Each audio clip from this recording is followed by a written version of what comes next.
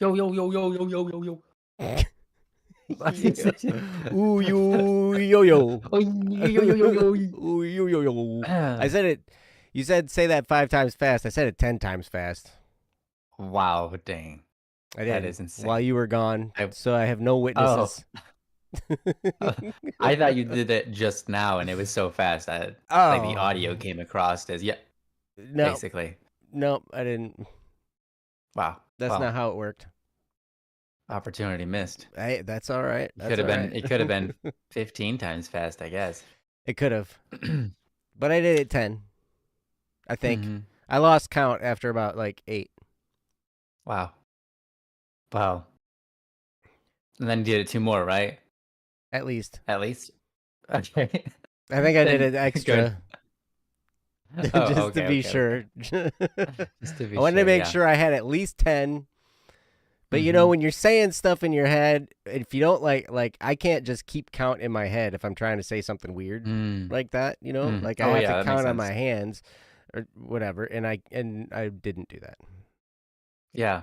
Well, sometimes you don't have 10 fingers, because 2 of them are occupied with whatever they're doing, you know? Finger dancing. Uh, finger dancing. Yeah, usually. They're usually doing the jig, some Irish dance or something. Mhm. Mhm. Or if you go to Do church, a you think lot it of was a times good people vocal go exercise? peace. Oh, that's right. And then you're like, what are you doing that for, sir? That's the Right. wrong kind of piece." Hey. Hey, that's okay, though. Yeah. What are you Yeah. gonna do? I mean, COVID happened, so here we are. Well, I I just wave at people and I mouth the Yeah, words peace be with you, right? Like I don't like yeah. I don't go I much do further than that. I do one of 2 things, which is I either go like this, just like that, like, "Peace be with you," or, like, I Mhm. do a bow, Mhm. you know? But that's about it. Do the head nod. Yeah. I usually don't wave, but I do on occasion, I wave. Mhm. But it's more like a hi. Yeah. Hey, Um, Mianglios has a Nyanglios. topic. Good. You know, I don't know how long we could talk about how do you park a car good every time. I don't think that's possible. I, if Yeah, I I'd here's the trick. Do it often. I mean, yeah. If you if you do it often, because okay, I used to do inspections. I used to drive around all day long, Mhm. and then I stopped doing that so much, right?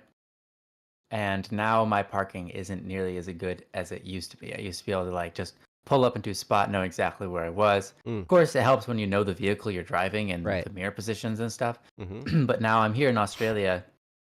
I have to park on the opposite side of the road, looking at the opposite mirrors that I'm used to, and then in a car I'm not used to, and Is I this hadn't driven all that much the 3 years prior. So I was like, it was just like, "Meh." And I get it, I get it right, but so now sometimes it takes a couple of tries. is the driver's side the opposite side then too? Yeah, yeah, Okay.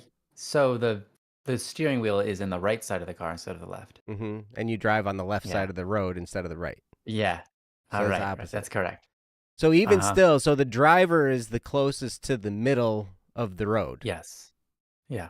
All right. So that if That's probably I think that's smart. intentional Mhm. for 2 reasons. One, if a car accident happens and it's the driver's fault and the driver dies or gets hurt or whatever, Right. protects the passengers more. Also, the side of the road you need to pay the most attention to is the one you're next to, right? Because Mhm. that's where oncoming traffic is. Right. It's a lot easier to tell how close you are to a line on that side of the road versus the other side of the road Correct. because the car, like, the window doesn't help you. Like, the window in front of you, you see the line and you're like, wow, I must be like so far away from that thing, or like, or I'm over it, I can't tell because there aren't guides. Mhm. It's all just, you kind of got to figure out where you are as a person in the road, and that's weird. So yeah, I think it's because it's a lot easier to gauge how close you are to other cars when you're on the side where the cars are running at you. Mhm. Yeah. Yes, I agree. And Miyangios, to answer your question, I think Ryan is saying yes, practice. You practice, and Hmm. that's how you get good at it. Yeah. Um, yeah. It depends on what kind of parking you're doing. Are you doing obviously practice is good, but how you practice might depend like on what kind of I guess I'm just curious. What kind of parking are we talking about? Just like rolling into a parking spot front on? Are we doing the weird diagonal parking spots? Are we doing the where you Parallel shimmy in parking. between two of them? Thank you. Parallel parking Mm-hmm. or or something else? All Which one? kinds. Or every kind? Yeah. Mm-hmm. I've done some weird parking before. I Everybody mean, talks about how parallel parking is so hard, and it's definitely kind of nerve wracking, and it might take a little bit of work to get in the spot properly, especially if there's not much space between the two cars that you're trying to parallel park in mhm. between. But yeah, it's I don't know, like you get to a point where you just kind of know. And but the here's the other issue though, like if you know your vehicle, like Ryan said, oh, perpendicular parking between two cars when driving a big car. Ah, Okay.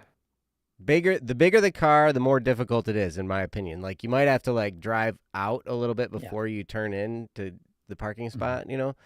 Like Yep. that's definitely a possibility. Sometimes Um, it takes more than one forward motion. Sometimes you have to back up a little bit and then re-pull in mm-hmm. because your car's just not gonna fit in. I mean, I still do that all the time because, like, Yeah. I am really like anal when it comes to parking. Like, yeah, Mm. I got to be like right in the middle of the two lines. Hmm. That's kind of like because it's one of my pet peeves is for somebody to be like riding the line and I'm trying to park next to him and I'm like, ugh, really? Yeah. Makes it hard. You know? So Hmm. yeah, I try and get like right like so each line is equidistant from the edge of the car, right? And so like if it's wrong, then I'll like back up and try again and I'll maybe I'll do it a Yeah. couple times. Um but yeah. I I I feel yeah. I I agree. Yeah. I'm the same way. I don't like when I'm over the line or on the line. I try not to be. Mhm. Um and if I am, I'll try to move it. But as long as I'm within the space, there's a like degree. If I'm like slightly cocked, I'm like, okay, whatever. If I'm clocked one side to the other, then I'm just like, it's fine. Eh. But I try to get it. I try to get it nice. Mhm. Um, yeah, I don't know. it's interesting. I've driven big cars and small cars, and I'll tell you, I like small cars better. Well, okay, by small I mean like low to the ground or ish, on. And I'm not talking about a smart car. Okay, Oh. I've never driven a smart car. Just a smaller kind of car. But big cars, man. Um, so my parents both drive big, giant, huge Jeeps. They're super wide, They're not especially one they're of not them. that big. The Jim's is. My mom's Oh. is a large Jeep. His is an extra large Jeep. It Okay. is All very right. wide. All right. When he goes into a parking spot, he takes up both lines. Okay. Oh, wow. Okay. So it's very wide. And so parking with that car is a it's annoying. Mhm. And yeah, it's just get as far away from that parking spot as you can before you start turning towards the parking spot. Mhm. Because you want to be on the like riding the yeah, you want to be like here's the parking spot right here and you want to be over here when you start to pull into it, you Mhm. know?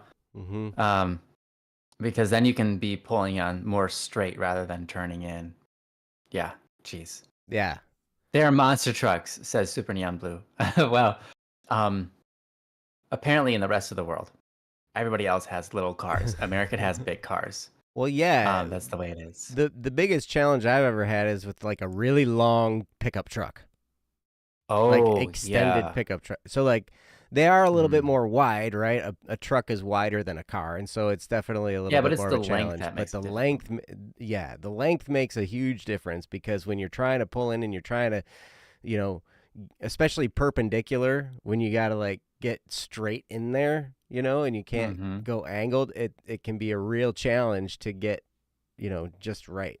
And every time I've Oh borrowed yeah. my dad's truck, my dad has an extended cab, extended bed, pickup truck. Well, no, it's not extended bed. It's just an extended cab pickup truck. Mm. And so it's a little bit extra on the long side. And so like, I'll borrow his truck because I got to move some stuff or whatever, and then I'm trying to park the dang thing, and I'm like, oh my gosh, Mm-hmm. pain in the butt. But then, Yeah. like, my brother drives a fuel truck, and he just like it's nothing. Parks Mm. wherever. Yeah. I mean, he's Well, kind of the boss of the I, road because he's bigger than everybody else, right? And so he's I just, was gonna say that. Yeah, one of the hardest things I've ever had to drive was a really big, like a U-Haul or something. mm, But then I was like, yeah, but parking's not hard in those things because you literally just go, I will park in multiple parking spots across exactly, them sideways, and everyone will be like, yeah, well, that's got to do. yeah. No one's gonna complain at There's me. nothing. There's nothing else you can do about that, right? Yeah. But you really want to mess yourself up, mi Anglios? Throw a trailer on the back of the thing. Yeah, I know that's rough. Because then I everything, like yeah. if you're backing up, it's everything is opposite. Mm-hmm. Like you got to turn right for the trailer to go left, and you got to, like it's all this weirdness, because of the way that it's on there. And some guys, man, I watch some guys, back up with a trailer, and they're just like total boss at it. I'm sitting there like I'm all Yeah. nervous, and I'm like, oh, and they're like, okay, now Mm-hmm. turn here, and then okay, quick, turn it back around and follow the trailer in, and I'm just like, ah, Yeah. Yeah. I don't know what to do. Yeah. Trailers are definitely interesting. Yeah, man. But it's kind of like anything, though. The more you do it, the better you get at it. Yep. Yep. So It's just practice yeah, for what you sure. do with practicing, man, it's gonna save you. So Mm-hmm. yeah, welcome to parking class 101. One on 101. one That's what on we're up one to on today. one. Mm-hmm. Man, we really do talk about just about anything, huh? We will. We'll talk about everything on this show, man. This is Mm-hmm. Don't Worry Wednesday. It's a show that we do on Wednesdays. It's about you guys, your topics. Unless we don't have any, then we'll talk about our own topics and we'll just come up with some, and that'll be just great. We'll have fun. And if you guys are along for the ride, I guess great. We say that because currently we don't have any topics that we can do. We have a few where people want to be here for their topics, but we don't currently have any ones that we can do at the moment. I guess unless we dug into the archive and went back in time and did some of those, Mm. we could do that. Yeah. But in the hubbub of like trying to figure out, we didn't have any topics or anything. I didn't even set up the topic screen because I was like, well, there's no point. We're just going to be taking them from the chat, or we're going to be winging it, or Oh, whatever, yeah. and that's totally fine. Yeah. But anyway, if you have a topic you'd like us to do, you can go to don'tworrywednesday.com, click the submit a topic button, and fill out that form, and we'd be happy to do your topic. Or you can just put it in the chat. We'd be happy to do a topic if you just put it in the chat. It's a little bit quiet in here tonight, Mm-hmm.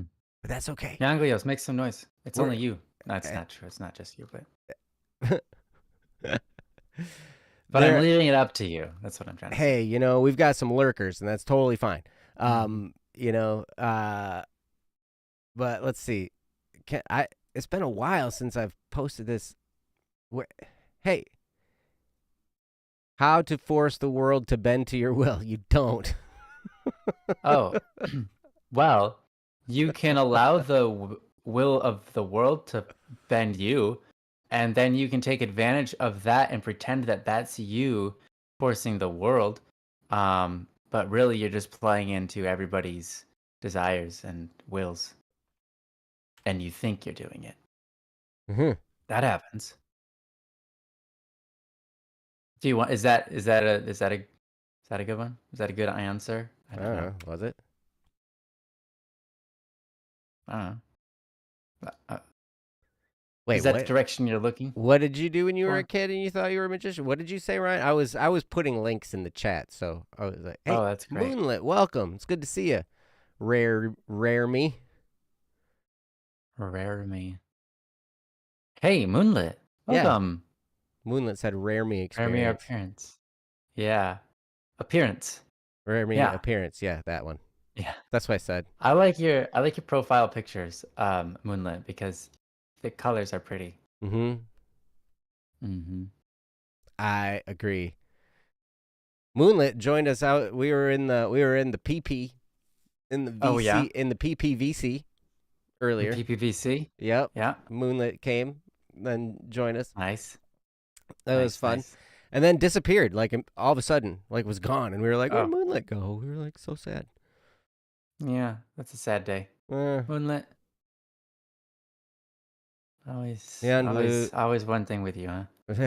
Making it Neon Blue. sad, I making convinced it happy. myself that when the waves moved on the beach, I was the one moving them. Oh. Yes. Wow. That's brilliant. I think that's pretty much kind of what I was saying. You can, as long as you will what the world is gonna do anyways, you might think that you control the world. Mm-hmm. Mm-hmm. You do There are whatever you some, want to do. Ha. yeah. As for productive ways that let's see, how did you say this? How to force the world to bend to your will. Productive ways, I'm not sure, other than maybe some hardcore prayer and some living like a saint. But non-productive ways for society and so on and so forth. There's a whole lot of ways you can bend the world to your will if you want to be a mighty force that people fear or hate, Mm-hmm. or whatever. I mean, if you want to be a terrible villain. Mm-hmm. See, the thing about being a villain is that you get to control the will of others through fear or other means. Mm-hmm. But the interesting about being the good guy is you fight for other people to have freedom of will. Mm-hmm. And so you don't get to control what they do, which means you end up with more villains. But it's still the right thing to do. Right. That's interesting. Yes. What here's the idea. Like you can learn a lot about influence. That's basically the best you're going to do. If you want to do something good in the world and do something that you will, a lot of times if you want to do something big, it's going to be bigger than you, and so you have to get others aligned with your cause. And one of the best ways to do that is to Mhm. learn influence with others, to learn how to influence people in a positive direction. Now you can never make somebody do something, Mhm. right? Right. You can try and force people, and you can, like Ryan said, you can use fear, you can beat people. I mean, Americans during slavery, we did a whole lot. We had a whole economy based on the beating of other people, and it was Horrible. horrible. It was So did the rest absolutely of the world, horrible. mind you.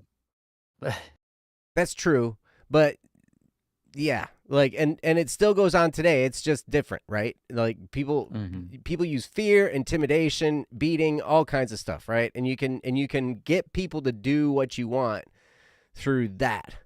However, it's much better if you can just be a force for good, learn some people skills, learn leadership, learn influence, and then let people make up their own mind. And what happens is you're never going to get to pick who it is that joins your cause. They will pick themselves. That's true. Yeah, well said. But the better you are at having character, the better you are at loving, the better you are at, you know, all those things and pursuing virtue, the more attractive you're going to be. And if you have a cause that's worth pursuing, in their mind, they will choose themselves to be aligned with you. Yeah. Um, Which is much better because then you're aligned more so than like someone who's doing something out of fear isn't aligned with the ideals and will and concepts and so on and so forth as its master, so to speak. mm-hmm, Um, it's just having to do those things. Whereas if you align yourself with something, then you're in it together and you're able to add more than out of fear because mm-hmm, you have your intellect, the power of your intellect wanting to help the person rather than only the physical attributes of yourself going, okay, ignore the intellect part and ignore the emotions part and just apply yourself physically. Mm-hmm. I mean, you can get a lot done that way, but as far as revolutionary, iconic, or intellectual concepts, you can't really apply yourself very well. True. Now, propaganda can play a role in all this too. Mm. You know, there's propaganda Hmm. all flying all over the place, right? And it influences Oh yeah. all of our thinking, right? So like, Hmm. and this has been a huge thing. You know, propaganda can change people's minds. It can move cultures in certain directions. It can cause people to fight with each other. You know, we see this in Hmm. politics. We're going to see more and more of it this year in the United States because it's an election year, right? And so we're going to Hmm. see propaganda flying around from both sides, and some of it's true, some of it's on the uh, not so true side. Some of it's flat out lie. But, Hmm. you know, there have been times in history where people have told lies through media and through propaganda enough that Yeah. the general population just accepted it as truth, even though it was a lie. Yeah, that's true. That is true. That has happened many times, actually. Like I could get real controversial here, and maybe I will. Mm. Like No, there's okay. propaganda out there, and there has been propaganda that some people aren't really actually people. Oh, are they NPCs? Is that the thing? No, Are I they mean non-playable if you go characters? back through history, you know, like African Oh, Americans, like the slaves gotcha. weren't regarded as people. Mm. Right. Gotcha. You know, we have now like and we have this question that's out there: are people that are unborn people? Mm. Yeah. I guess that's right. There Right? you go. That's what do you call it? Controversial. It's controversial. And Modern. and Yeah. I'm not going to say either way. I'm just going to say, "Hey, that's a debate that's out there." Right? Mm-hmm. Yep. I can tell you what I Fair enough. believe. I believe a human's a human. I don't care their age. I don't care where they live. I don't care the Mm-hmm. color of their skin. I don't care where they're from. I think a human being is a human being and they are infinitely valuable. Agreed. Of course. Mhm. Yep. So we're going to have some world domination. Mm-hmm. Not really. Yeah. That sounds great. That I sounds think great. I probably just I can hear people clicking off now that I mentioned, Big enough. Oh, that's okay. unborn There's only humans. like 8 of them. Okay. Young Cleos does say, my mom says for a topic. Oh yeah. Would you like to do that? Sure, sure. Okay. Um okay, Mianglios's mom says for topic, how do you get energized to socialize when you've been invited to something and you're just not feeling it when it's time to go? Oh boy. Mm. That Mm-hmm. is that's a good That's a real topic question. right there. Mhm. Yep. That's a real topic. How do you get energized to socialize when you've been invited to something and you're just not feeling it when it's time to go? I'll put that right up there in the current topic box. Uh, Thanks, Mianglios' mom. yes, thank you very much. Um, you And know, Mialados' mom. yeah, same mom. Oh. Oh, okay. Yeah, they have the same mom. I thought it was two moms for two different people, but they were brothers, and then the moms were one mom together, fused. Like, Where are you is this headed making with this? sense? No, it's not. No, I'm kidding. I knew that it was the same mom. I'm just being slick. I'm stating the obvious because the obvious is obvious. Right. I was like, where are you going with this? Like, What? Well, whatever was in your brain was way more confusing than reality. I'm I'm so confused. But yeah, how do you do that? How do you get energized to socialize? I have real trouble with this because I'm more of an introvert. And so being social is not necessarily my strong point. And so sometimes I just have to force myself to go. I can remember that, you know, man, there were times when I would go There have been a lot of times actually in my life when I was just like, it was the right thing to do, where I had to go someplace and I didn't want to go. I didn't want to go there by myself, but I didn't have anybody to go with me. And I knew it was the right thing to go there, whether it was a meeting or a church or whatever, and I'd be going by myself and I'd be all alone and there's nobody I knew there. And sometimes I'd be Mm-hmm. social and sometimes I'd just kind of sit there and watch and I'd Mm-hmm. just be pretty quiet, right?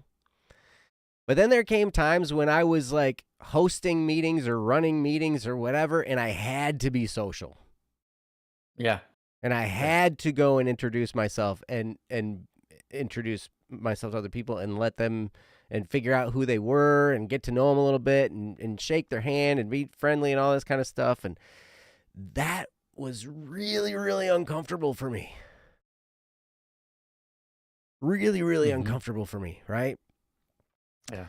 So how do you get energized to do that? I don't know necessarily. I would try and pump myself up. I might listen to, people that, are inspiring.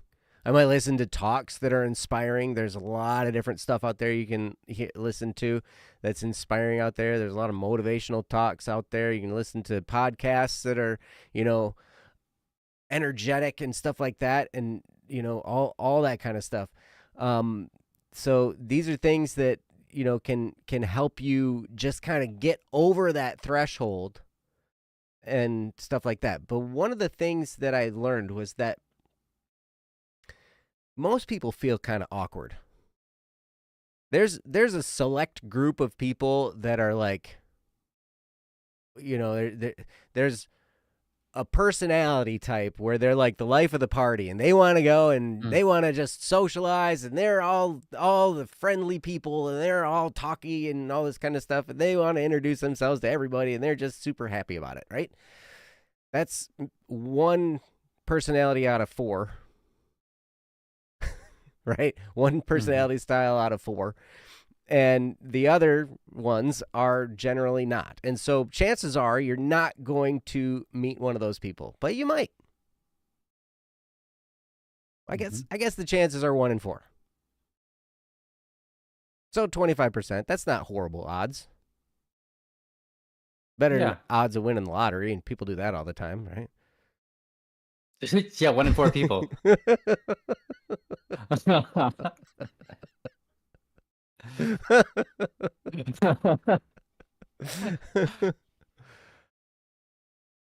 uh yes, Alfonso, I like that.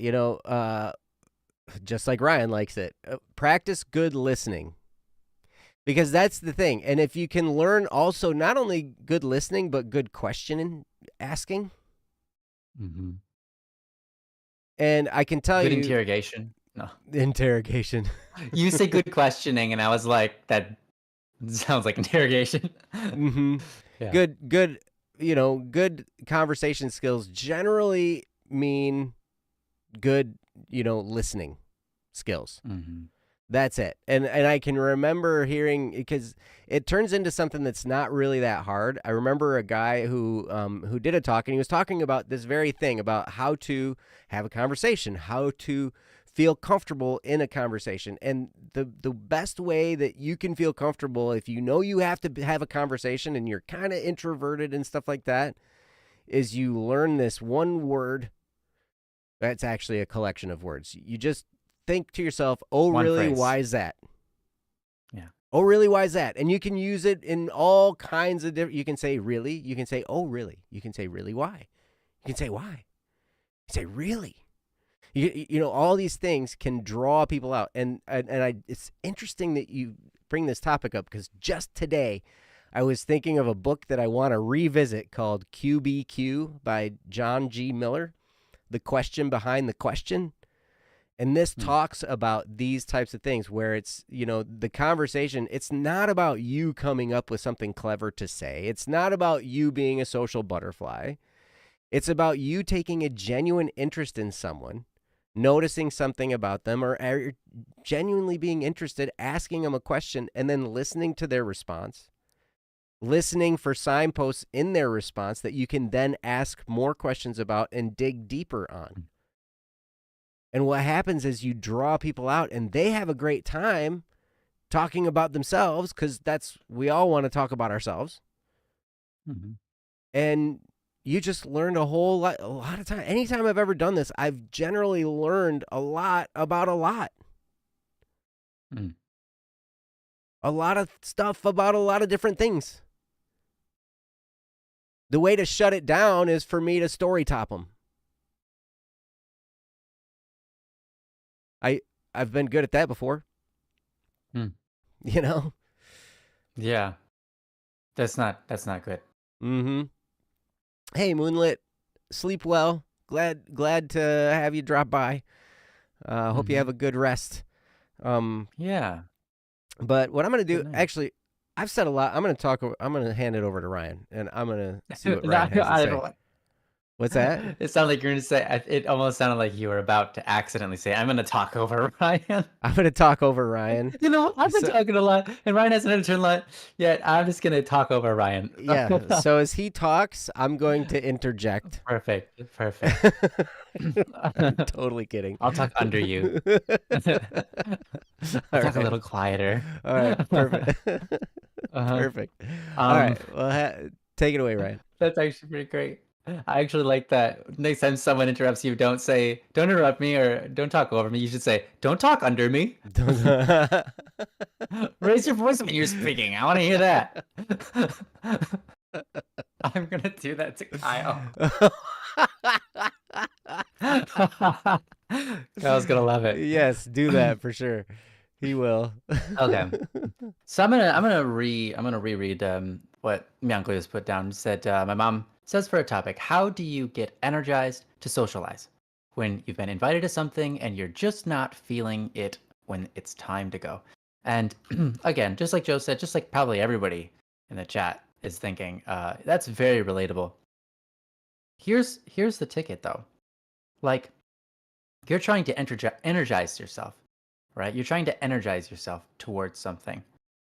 And it could be something you're just not, feeling at the moment, like feeling you want to do it, right? And that could be anything, socializing, it could be painting a wall, it could be anything, right? So, how do you energize yourself? You got to get in your own headspace first. I Mm. think that's number one because you have to recognize like why am I not energized? Energized. Why am I not energized? And okay, it's like, well, it's obvious. I don't want to do it because it's a big task. It's going to require a lot of me. I usually end up drained at the end of the day if it's something like a socializing event. That's just my personality, or these other things have gone on in my life recently, and it just kind of like I really don't want to talk to people right now. Whatever, right? All of those things are fair. They're logical. They're reasonable. They're right, and that's okay. Um, what you then have to do is tell yourself those things aren't important right now. Because at the moment, your job is to do this one thing, right?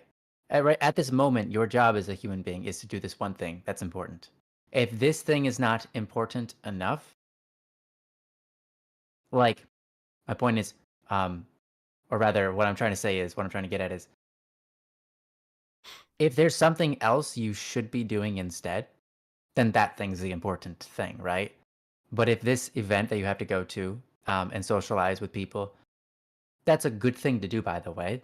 People are the most important thing that we have on this planet with us. And to put yourself out there for them is a very loving and kind thing to do. And that should bring you some inspiration, I hope. But, and it's that with everything. You want to talk about economy, getting money, etc. The people are the most important thing, right? You want to talk about even your faith life. Generally speaking, your interactions with other people are the most important thing, right? At least one of the most important things. And so it applies across the board. People are really, really important. Mm. And so that doesn't necessarily energize you, but it puts you in a position where you're like, okay, so this is something that I should do, right? So my point of saying that is there are things you can choose to drop from your life, right? Like if you are going through a hard time right now, it might be better time spent for you to digest whatever you're going through than it is for you to show up at a party or something like that and sort of accidentally, not on purpose, but accidentally, um, be a buzzkill. Poop on the party. Ruin the party in some way. Mm-hmm. Suck some of the energy out of the party, right? Because you're going through something. Mm-hmm. It's like sometimes in life, it's more important to digest those things and work through them than it is to do your other duties that you set before the event happened or before you realized you can't handle it, right? There are times like that. Mm-hmm. I'm not saying that this time is that time, but there are times where that's the case. So um, that's important to distinguish because sometimes it's not about getting into the mood and getting into the right energy. Sometimes it's about figuring out what's important first. And then figuring out if, okay, well, I've got none of those things in the way I should be doing this, then awesome. Let's get you energized. It's kind of like this. I do something, and I believe from memory that you are not a religious person, but for me, what I do, and Super Neon Blue said it in the chat, um, I say a quick prayer that basically just says, "Come, Holy Spirit, help me with my attitude," and that's it. I mean, I can go further. I can say a lot more prayer, but that's the general gist of the prayer, and it can be short, and it makes a big difference. Yeah, and I hope you say Um, that prayer a lot because your attitude generally stinks, Ryan. that's right. It smells like burnt sausage. I love burnt sausage. Oh, but it stinks though, like stinky burnt sausage, like Uh, someone put their sock on the grill as well. Gross. I don't know. That's the first thing I could think of that made it stinky. Um, anyway, I guess what's more stinky is fresh sausage, not burnt sausage. Mm. Because like the fresher, the more stinky because you got the intestines and stuff, and you got the blood and guts in the air. Mm-hmm. Real fresh sausage. Anyways, that's not the point. Neon Blue, yes, you're Um, right. You're right. Super Neon Blue. Ryan has a great attitude. I was just being sarcastic. That was just, Thanks, Joe. yeah. You do have a great attitude. Yeah, yeah. I knew you were being sarcastic. Thanks. Yeah. I pray for a good attitude. I pray for good energy. That sort of thing. And um, I don't go into that with the expectation of my prayer being answered. I go into it um how should I say, living out a good example of what my prayer should have been responded with. And why that's important is because one, it makes it applicable to you. And two, it it sets me up for being willing to let the Holy Spirit in. I mean, for example, if I said a prayer that was like, "Holy Spirit, come, give me a better attitude," and then I sat there with like purposely being grumpy or like, "Well, I don't want to do it," blah blah blah. Had that had that attitude of I don't want to do it. Well, then whose whose will is going to win over myself when God says He won't change my will? It's going to be mine, you know. Mm-hmm. Um, And so from a religious aspect there you have it. That's why I act as if I'm willing to change my attitude, right?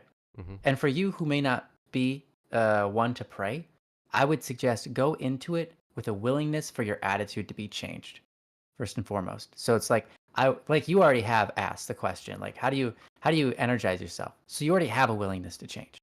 But actually have the willingness to change. Because if you end up stubborn, like, I have this willingness to change, and now this happened, and it kind of uplifted me. And then in the back of your head, you go,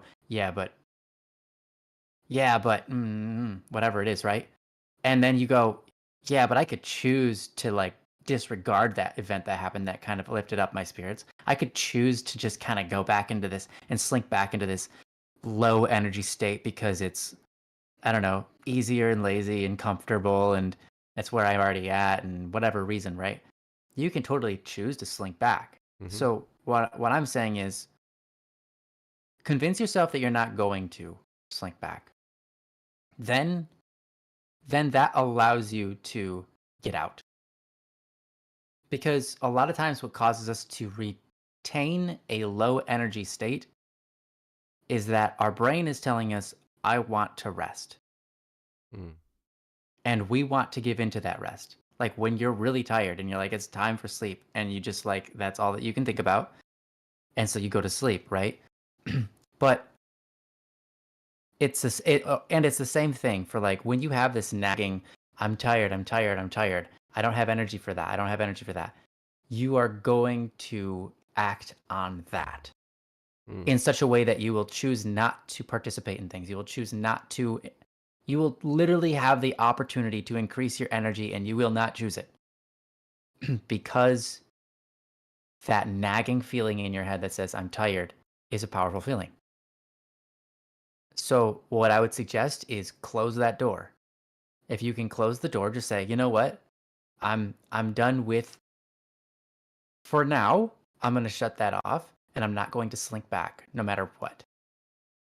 If you can do that to yourself, if you can tell yourself, like, I'm going to refrain from giving into my low energy, which means like choosing to be lazy or choosing not to go to events or choosing not to talk when I have the opportunity to talk or choosing not to engage with someone, whatever at the event that you're going to.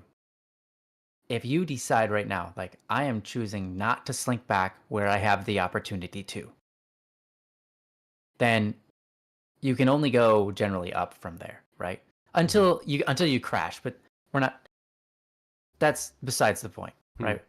So you want to be able to healthfully apply yourself with a good amount of energy. And I think attitude is the first one.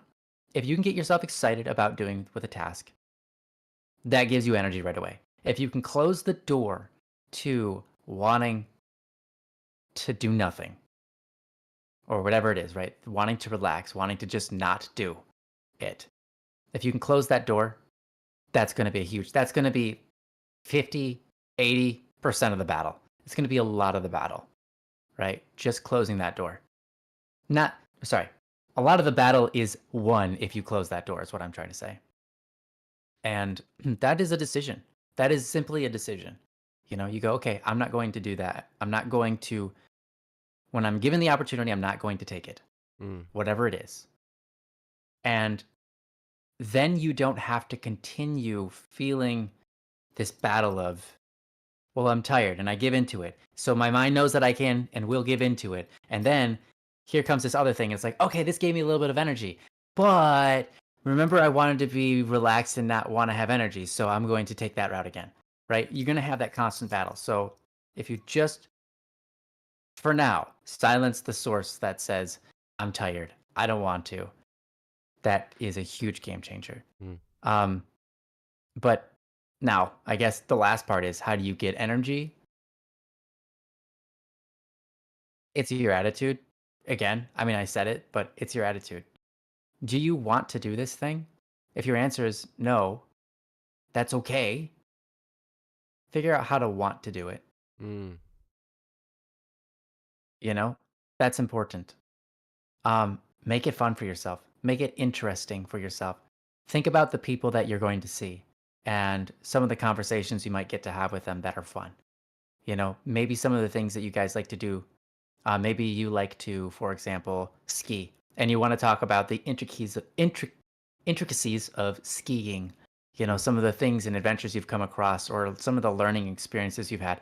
You know, maybe it's not skiing, maybe it's basketball, or maybe it's crocheting, or maybe it's typing monologues out on the computer, or you know, maybe it's designing light bulbs.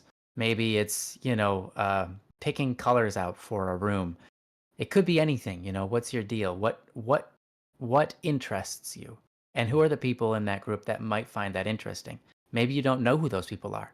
Maybe you need to discover that. Or maybe there are things out there that they have to offer that you didn't even think about that are going to be really interesting topics that kind of last um, in your mind for weeks or even years. Um, I remember I went to an event one time.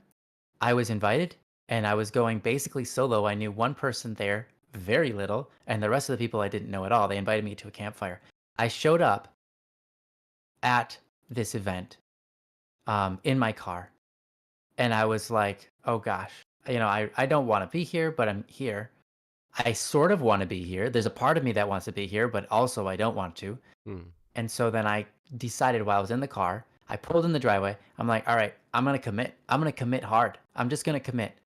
And I'm going to commit with full energy. So what I did was in the car for like 30 seconds or less, I pumped myself up. I said, Ryan, first of all, you can do this. You are good at socializing. You have socializing history with people. You're good at it. Okay. Ryan, also, you are static P. At the time, I wasn't static P. At the time, I was just static. And what that meant to me, I was black static. What it meant to me was in the video game I had played, I had made a lot of friends. And I was good at talking with people, so on and so forth.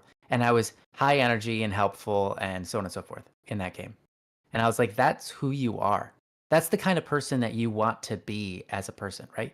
And so that's really important, right? If you're in this scenario right now, mom, and you're like, who's the kind of person I want to be?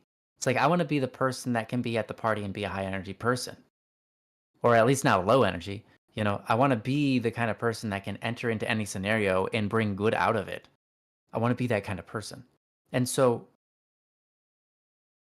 reaffirm yourself in that and be like, you literally are capable of that because that's just a choice. And you have taken that choice in the past and you have seen it work for you. So who are you? And you're like, I am that person. Okay, boom. You take on the role of that person. All of a sudden your energy just goes up just from that. You go, I am that person. I am that person who does good things, who pulls good out of scenarios, who can make great choices.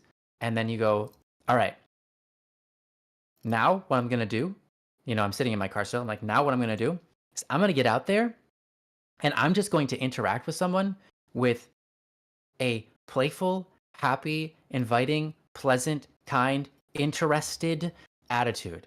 What that means for me is stepping out of my car and talking to them like I've known them for years. And we're best friends. And we're about to have a great time. Mm. And what did I do? That's what I committed to. I committed to talking as if they were great friends I was about to have a great time with. Mm-hmm. Right? Mm-hmm. And I just affirmed that I'm the kind of person that can do this. So then I get out of my car, I walk towards the campfire, and I'm like, hey guys, hey. And they all go, hey, oh, hey, saying hey back. And I have a high energy at this point. And now at this point, it's facilitated. It's slightly pretend, but it's real, right? I'm choosing these actions, even if I don't necessarily feel it all the way on inside. I am making it present, and it is real in that. Pretend is sort of real, right? When you act it out. And so then I sat down at one of the logs. I immediately made a fun remark about something. I can't remember what it was. And then I looked at the person next to me and I said, hey, how's it going? And they were like, oh, it's going great. How are you doing? And I was like, I'm doing great. It's awesome to be here. How do you know these guys or whatever? How's this? And then they just talked for a while. And then I was like, oh, that's awesome. And then the conversation just moved along. And all of a sudden, in literally like 3 minutes, I had made a friend that felt like a best friend. I had made a friend that I could talk to anything about with them. Mm-hmm. And I had made a friend that we were like just spitting fire jokes, like one after another, rebounding. And I had a blast that night. I had a blast. I had a great time. And I'll tell you, before I showed up, I was low energy. I was like, I really don't want to do this. I'm nervous. I don't know these people. But I got into my own headspace and I decided who I was going to be for that night. Not who as in pretend, oh, I'm going to be Jeffrey when I know I'm Ryan. No, I mean, I decided I'm going to be the best version of myself. And I'm going to be the kind of person that engages with people. I'm going to be the kind of person that has a good attitude. I'm going to be the kind of person that excites others and draws out the good in them and draws out the best in myself. Right? And then I'm going to approach that as that person. And it's a life-changing experience when you choose to do that. Mm-hmm. Because then you get to see yourself at your potential, at least your current potential, of when you actually act on the good that is inside of you that oftentimes we avoid because we feel like we can't do it because we don't have the energy. Like, oh, I can't be the best version of myself because it requires all this extra energy. And then yet you do it. And when you do it, you're like, you feel like you're on cloud nine. You're like, it just gives you energy back. And you're like, I'm pumped. This is awesome. I went away from that day, that evening, that night, I should say, because it was a campfire at night, and then we hung out until like 3, 4 a.m. Um, and I went home. I just felt like $1,000,000. I felt like I had all the energy in the world, even though when I showed up, I had like none. So, how do you get yourself ready? Get into your headspace, affirm yourself, decide who you are, and confirm that that's just your route. That's the route you're taking. You're going to get out of your vehicle. You're going to approach that house. You're going to enter and you're going to immediately say hi to people. You're going to immediately interact with someone and you're going to engage with them on a happy, excitable, friendly level that shows them that you're interested and excited about being in their presence. And when you do that, if that's the first thing you do right out of the gate, you've established a habit that will perpetuate for the next whole time you're there. But if the first thing you do out of the gate when you enter that house or whatever it is, right, is go, okay, I'm shy. I don't know who to talk to. I don't, I'll look around the room and see, if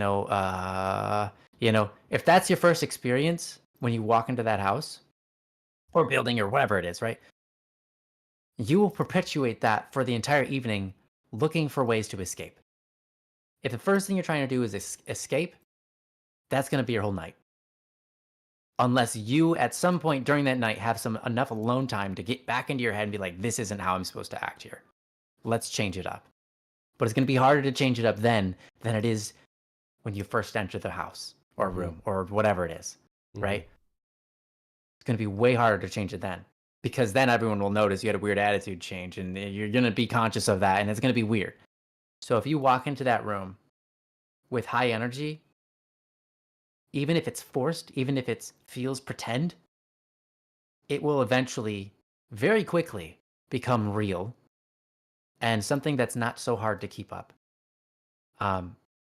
As long as you've gotten yourself into the right headspace and you aren't telling yourself, this is a pretend, this is a fake version of me, right? Don't say those words. Don't say, oh, this is a fake version of me. This is just me trying to put on a show for others so they don't notice that I'm actually damaged inside or that I'm tired or whatever it is, right? That's not what's going on here. So don't say those things in your head because that's not even real at this moment. That's why I say get in your headspace first. Let yourself know that you are just trying to be the best version of yourself. That's all. You're trying to apply yourself in the best way possible to this scenario. That's all. You're not being fake. You're not pretending to be someone you're not. You are just being you in the realist sense, giving it your all. And when you give it your all, isn't that all of you? Isn't that more you than giving it less of you? If you're giving something your all, then that's you. Like that's you. That's more you. That's all of you, right? So that's what I would suggest. That's at least what I've found to be helpful for me is to go with that attitude. Yep. That's a good attitude to have, Ryan. Hmm. I like that Thank story you. a lot. I think I've heard that Yeah. story before. I've heard similar Yes. stories where you've talked about well, I'm black static, like, Yeah. and so Yeah. like, who am I, right? And so like, you can pump yourself up with that because you had a persona online Mm-hmm. that was friendly with people, that was, engaging with people and all this kind of stuff, and that Mm-hmm. happened online, but you hadn't ported it over into the real world, into the IRL, right? As much. Yeah. And so then Right. when you took that persona and you were like, I'm gonna be that guy IRL, it's like, Mm-hmm. oh, and you can totally be that guy. Yeah, and the thing was is that persona wasn't me pretending to be someone else. I just noticed at one point, I'm like, well, that is me just being free and not so afraid and shy and low energy and crappy. It's just like literally that person is me, just like a better version of me. I should just be that because I Mm-hmm. know I can, and Mm-hmm. stop caring about what everybody else thinks at the table, like how they're thinking about me and what they think of me. Stop. Who Right. cares? Just be this, They're gonna and think that will be whatever what they I think. am. Yeah. It's funny because I remember learning this quote, and it was so great because, like, what other people think of me is none of my business. Right. Right. It's not. That's from Rich Dad Poor Dad. Maybe. I've heard it from a Okay. few different places, and I've heard Okay. it. I've heard it. So maybe I've read that from Robert Kiyosaki's book. I don't know.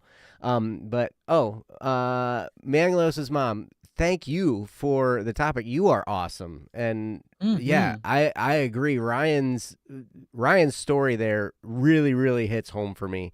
And as you know, my brain was just swimming of all these experiences I've had of people that made me feel comfortable in places where I Mm. was uncomfortable. And Oh the yeah. and the person Ryan was when he walked into that campfire, the persona that he espoused was one that Mm-hmm. made people feel comfortable being there because of the energy he Yeah. decided to have, because of the attitude he decided to have, because of that presence and posture that he had. He made other people feel comfortable to be around him. Now, he could have easily shown up and been like nervous and scared and just kind of like shrunk a little bit and made people feel Yeah. uncomfortable. Yeah. I could have been quiet and given one word answers to everything. Mm-hmm. Definitely. Definitely in my capabilities to do. Yeah. I I choose think not to do that it's anymore. The best it's I within can. all of our capabilities to do. Let's just Yeah. be honest. We all can be that way, especially Yeah. when we're hungry or tired, or like Ryan said, when you're going through something. I mean, like, I Mhm. I really like that caveat that Ryan said. I'm going to put a caveat on the caveat. Mm. Yeah. Sometimes you need Because to just right, get so, out of yourself. Yeah. because sometimes, exactly, right, because sometimes Yeah. you're going through something, and it might not be the best thing for you to go and socialize because you got to deal with stuff going on, right? But then sometimes we offer it up to ourselves as an excuse, and the thing we actually Mm-hmm. need to do is to go get out and be around other That's people. very true. Yes. Get out we of can comfort zone. we Force can yourself to do something. Yeah. Exactly. We can tell ourselves, "Well, I'm going through something," and that I tell myself, I've succumbed to that so many times where I've told myself, "I'm going through something. I'm just not feeling it. I'm not going to go out." Da da da da da da da da. Right? Mm. But the very thing I needed to do was go out, and the times when I've done that and I've talked to people or whatever, I've come back later feeling so much better about myself, better about my situation, and been able to think through things more clearly because I took a break from going through what I was going through. That's very fair. That's very realistic. I like that. Does that Thanks make for that sense? caveat. Mm-hmm. So I agree with that completely. I caveated your caveat, Yeah, right? I think that I would. Yeah, absolutely. And sometimes, I mean, maybe there's just other things you have to do, like, well, they're urgent. My kid just just threw up, Oh so now he's yeah, sick. I have well to take care of him. yeah, Stuff you like that got happens. it But right. uh, so sometimes, No, yeah. Well, kid, anyways, clean yeah, up your own vomit. I'm going yeah, to this I'm party. out the door. He's like, I don't want to deal with that, buddy. You have fun. No, uh, no, yeah. wrong. Yeah, but anyways, no, I actually really appreciate that caveat because I find in my life the things, I mean, I do this to myself all the time because it's always, almost always the right thing to do, which is whenever I don't want to do something and I've already like something in my mind tells me it's like, yeah, but it's probably the right thing to do. I go, okay, that means I have to do it. And I do the thing I don't want to do. I very often choose to do the things I don't want to do because I know that that's probably the right thing for me to do. Mm-hmm. Yeah. I just Yep. don't want to do it because I happen to be really lazy and would prefer to do nothing most of the time. Or you're stuck in your own head somehow, right? Yeah, right. So That anyways, I happens really too. like that caveat. That's important. Mm-hmm. I like that. Leos, you say, this is me. Lately, I've been started going to social events with the attitude that I will have a good time no matter how it goes, unless something bad happens, of course. But that's beside the point. Yes, Mhm. absolutely. You can have a good time with whatever. And, it's crazy. Sometimes we have to work up to this. Man, I was so introverted. So introverted. And I still am. Like, at heart, I'm an introvert. But I had to Sure. train myself to strike up conversations. And there are books you can read about this kind of stuff. There's, how to win friends and influence people, how to have confidence and power in dealing with people, the question behind the question, like I mentioned before. These are books that how this is a very interesting one. How I raised myself from failure to success in selling, even though it's a book about selling. No, it's not necessarily about sales. It's a book about people skills, right? Hmm. And these Yeah, that books, one is really good. it's tremendous. And these books, they're old, but people are still people, and they've been people, Hmm. Yeah, that's right. and will always be people, right? So these books are timeless in their application. Like some of the details are weird. Like I remember one of these books was talking about, oh yeah, man, like you could be making $15,000 a year, and it was written back when that was a big deal, right? Like, Wow. Yeah, yeah, that doesn't date well. Holy cow. so it's like, Yeah. okay, I could be making below the poverty level, sure. Like, Oh we all my could do God. that, right? But anyway, so but people are people, and there are things about it. Now, it was funny. I remember this story. Like when Ryan was talking, I was instantly, reminded of this one time. It was the weirdest situation. I was at the YMCA.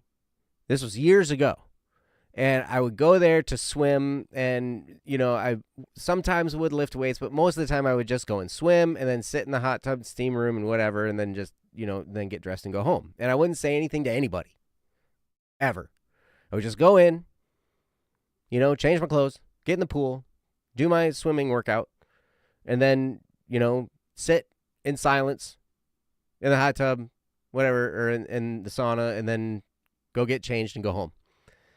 But then there was this guy. I'll never forget it. His name was Eric. But he spoke so loud, he said, Irk. Okay. Or not loud, so fast. He was speaking fast, right? His name was Irk. Hmm. Oh, Mianglios, you've read How to Have Confidence and Power in Dealing with People. Uh-huh. That, man. HTHCAPIDWP.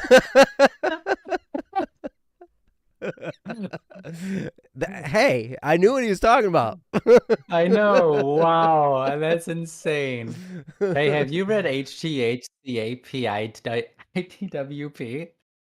Yeah, that's good. That's Oh, a good book. wow, I like it. The hugely pivotal in my journey toward being more open, being more, open to people around me, being more sociable, all this kind of stuff. Because really, like I said before, with Ryan's situation, it was about like he made people feel better about being there just by being who he was and Mm. talking to people, right? And we can have that same impact on people. And this guy Eric in the locker room wearing nothing but a towel had this same impact on me. Because I'm there getting changed, and I had a towel around, and he had his towel around his waist and whatever. And he's just like, he was one of those guys. He was like strutting around, and he's like the super confident, super outgoing, all this kind of stuff. And somebody that like I would look up to in that regard, because I'm like, oh my gosh, like I'm totally not like that, But Mm. he just exuded this confidence and this outgoing nature that I found. I was like, I would like to be like that, but I'm afraid to. Right? Mm-hmm. And he just came up and he's like, hey, man, how's it going? Blah, blah. I'm Eric. Right? Stuck out his hand. I'm like, I'm Joe, like whatever. And he's like, oh, cool, blah, blah, blah, blah, blah. And we're in the locker room at the YMCA. Like, dude, this is kind of weird.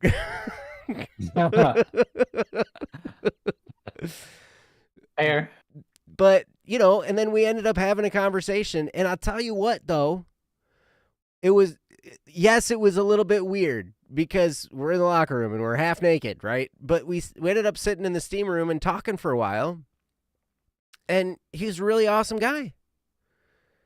And he asked me about me. He asked, he just wanted to get to know me. And he was fine. There was no ulterior motive. There was nothing. It was just he was a friendly guy.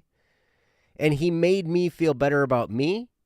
He made me feel better about where I was at. He made me feel less uncomfortable being who I am. He made me feel valuable.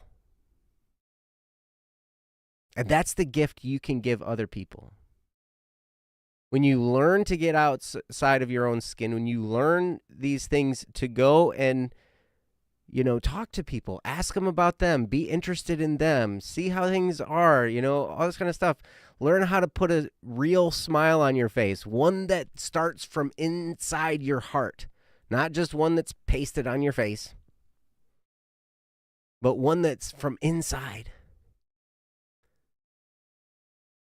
And when you genuinely take an interest in another person and talk to them, you can make them feel like $1,000,000. You can make them feel valuable again. And who knows that might be the one thing. You never know what moment you might catch somebody in. They might be feeling down. They might be feeling depressed. They might be feeling like nothing's worth anything. People go through that all the time. And you might give somebody that gift. And you know what happens?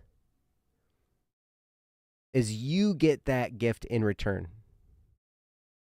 Mm-hmm. It's like I've heard a quote said, the only way to be happy is to give happy.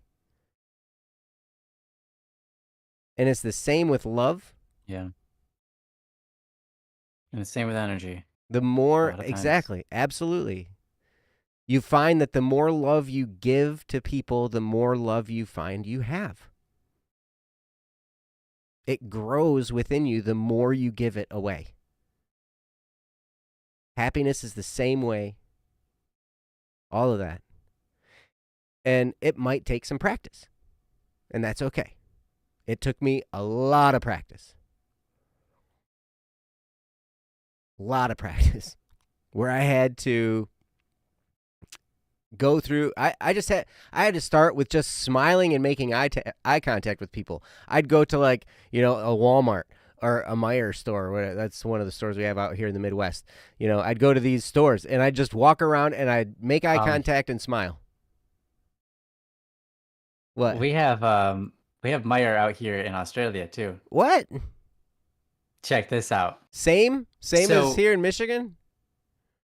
In Michigan, Meijer is a grocery store. Well, it's right. It's a grocery. It's an everything store, right? It's like a supermarket, yeah. Okay, right? Yeah. Groceries, clothes, everything. Mm-hmm. Hunting, in fishing, home Australia, Meijer is a high-end brand, name store for nice shoes, nice clothes, dresses. Some appliances, high-end appliances, things like that. It's kind of like a fancier kind of store. Yeah. And then the other one, Kohl's. Kohl's in America is clothing. What you have, clothing. Yeah, clothing and some kind of maybe house stuff. I've seen cameras at Kohl's before and things like that. Oh, sure. Pillows and blankets and yeah. Yeah. Pictures and plates and dishes and so on. Kohl's in Australia is strictly a grocery store. Huh. But both of them are spelled differently. Meijer and Kohl's here are Mayer and Kohl's is Coles. But I was like, at first when they were like, "We're gonna go to Kohl's and pick up some food," and I was like, "You're gonna do what?" What And are you I gonna just get? pick up the What kind groceries. of food you picking up at Kohl's? Like, what do they have there? Yeah. Like weird And candy then we're bars gonna or go over something? to yeah, we're gonna go to Meijer and buy like a wedding dress or something. I'm like, what? No, you're not. No, you're not. Yeah. Hey, man, I Yeah. was like, it's crazy. It's funny. Different places around the world. It's Uh-huh. cool. But you can go to any of those places and you can find people. And, I Mm. had to practice just making eye contact and smiling at first, and then work my way up to just saying hi to people. Mm-hmm. And it's weird. Yeah, I remember that was hard. I remember doing it at gas stations and being like, so, but now it's like easy peasy. But at the Mm-hmm. beginning, it was so hard. Well, a lot of it is I've figured out it's not necessarily what you say, it's how you are when you say it. Mm-hmm. And the more you do it, the more comfortable you are doing it, the more you're going to help them feel comfortable too. Like all this stuff plays into it. And so it's like the parking thing as well. The more you practice it, the better you get at it. And so now it's just like second nature. Anytime I go into a gas station, it's like, hey, how's it going today? Or how you having fun in here today? Right? Something like that. Mm-hmm. And because of the way that I look at them when I ask the question, they realize I'm being genuine because I am. Right? I want to know how it's going. I would like to talk about it for a few seconds. Mm-hmm. Especially if the line's really long, then I will limit it to just a very few seconds. Right? That's right. Because I don't want to hold up the line. But Just imagine. Hey. Oh wow, there's a lot of people. So, tell me about whatever went wrong today, and just then how did you solve it? Yeah, right. I want Yeah. like paragraph though. Don't tell me like shorts. I was like, wow, really? There's a line behind you, sir. Well, people do this to me all the time. They They're gonna come in be the line with fine.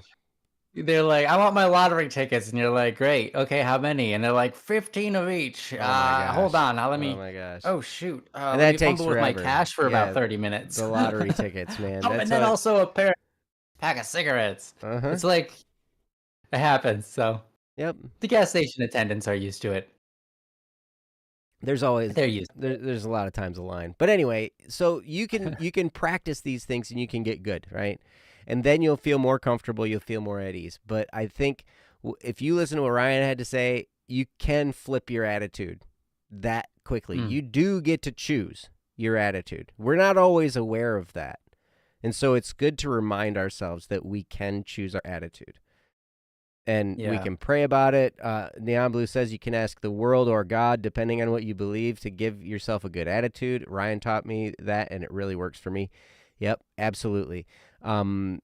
And also, Super Neon Blue says, I just force myself to do it. Sometimes I find myself having fun or getting excited. Other times I really struggle to pull energy from anywhere, and I just try not to have a bad attitude. And that absolutely can be the case. But, That's relatable. I'll sit there and I'll be like, maybe I just need to be more like Irk. Mm. And just imagine, hey, I'm walking around with just a towel on, and I don't care what I look like. I don't care that I'm a little bit overweight. I don't care that hey, man, how's it going? And if I can have that attitude, I just remember the impact he had on me, and man, if I can do that for I another really like what person, you it's just big. said. What you just said is really, yeah, and what you could do for another person.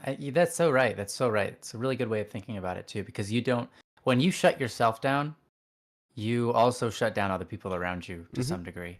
Yep. And then It's they true. have to make the choice. They have to make the active choice whether they want to be shut down or not. Mhm. But it's something that if they're not recognizing that it's even a choice, they'll just go with the default, which is whatever's going on around them, which is Right. how most of us live our lives. But it's right. important that what Joe said, we have to recognize we have the choice of what kind of attitude we're going to bring to the table at every minute of the day. And well, we usually have the choice to say sometimes, we don't have control over ourselves. It's true, but most of the time we do.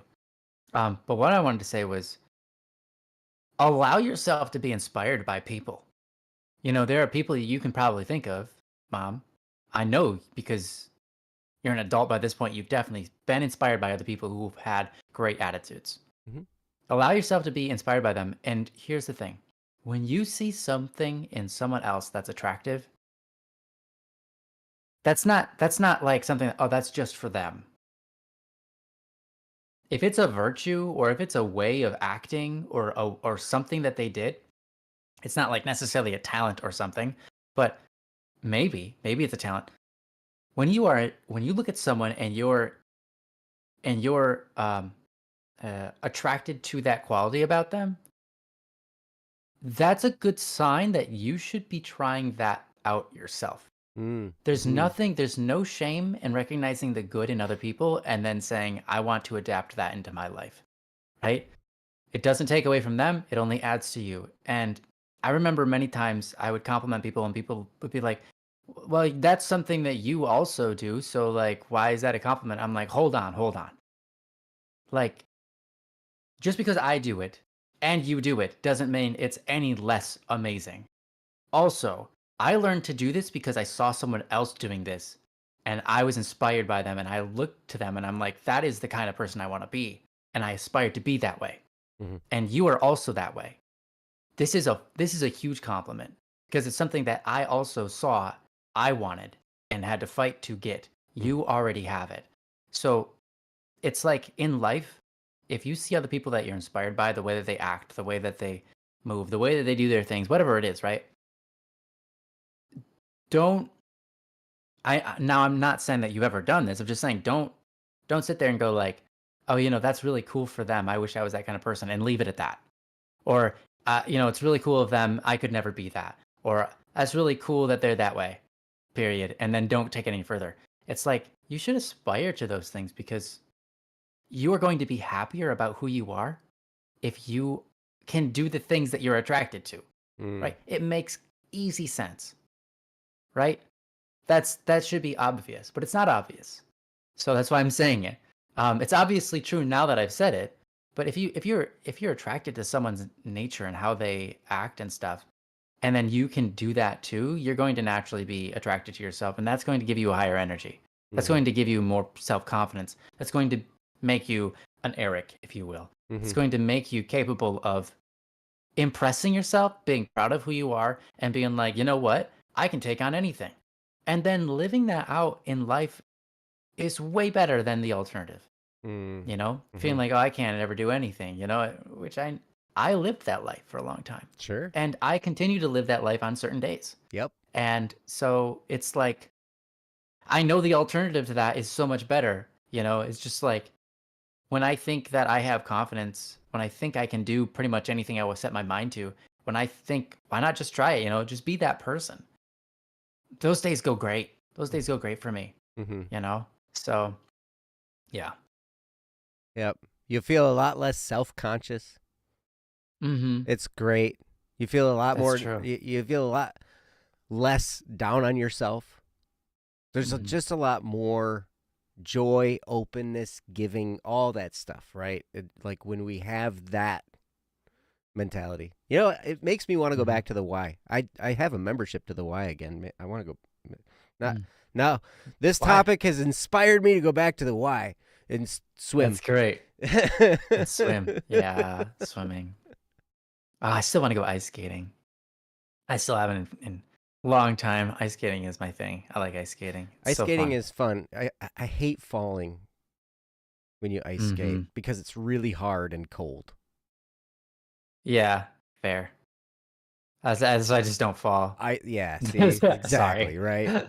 Yeah, well, if you practice enough, you stop. You're so good. You mostly stop if you practice enough. But then if you practice really hard, you start again.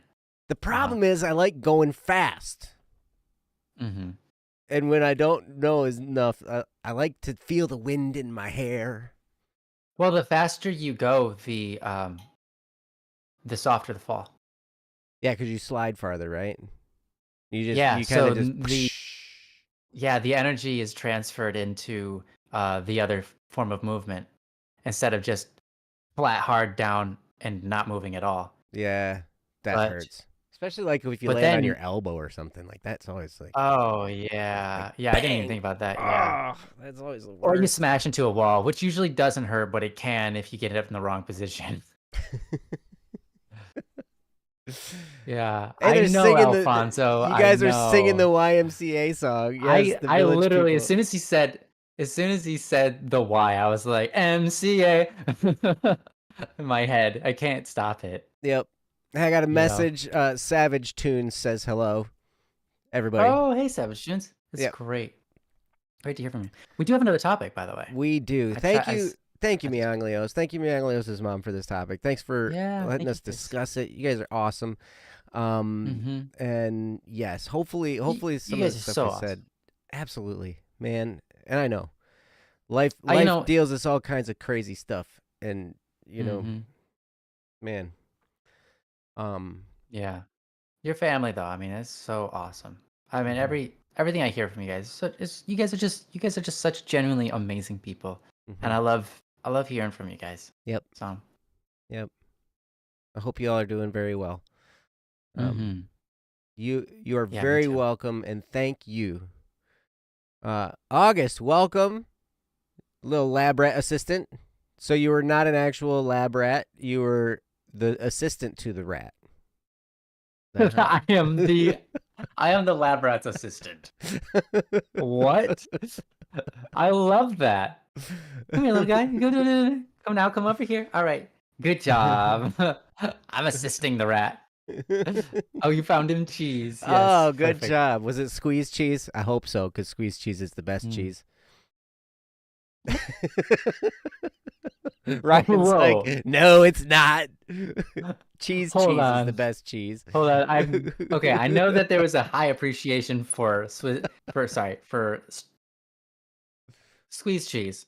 I didn't notice, I didn't realize is what I'm trying to say, that you put it on the highest of the tier list of cheeses. It's the best I cheese. didn't realize that.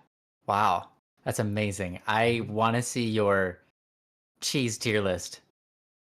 It's just like S and it's just a Squeezed bunch of cheese? different kinds of squeeze cheese. Squeezed cheese. Squeezed cheese. Because there's sharp cheddar, there's American, there's cheddar. Actually, it goes sharp cheddar, cheddar, American. Squeezed Wow. cheese. So A, B, C, or no, S, A, B. Yep. And then what is on C? Then the other cheeses. You're like All the other like Vel real sharp cheddar, aged. no Velveeta. Velveeta, Velveeta's above the What a crime!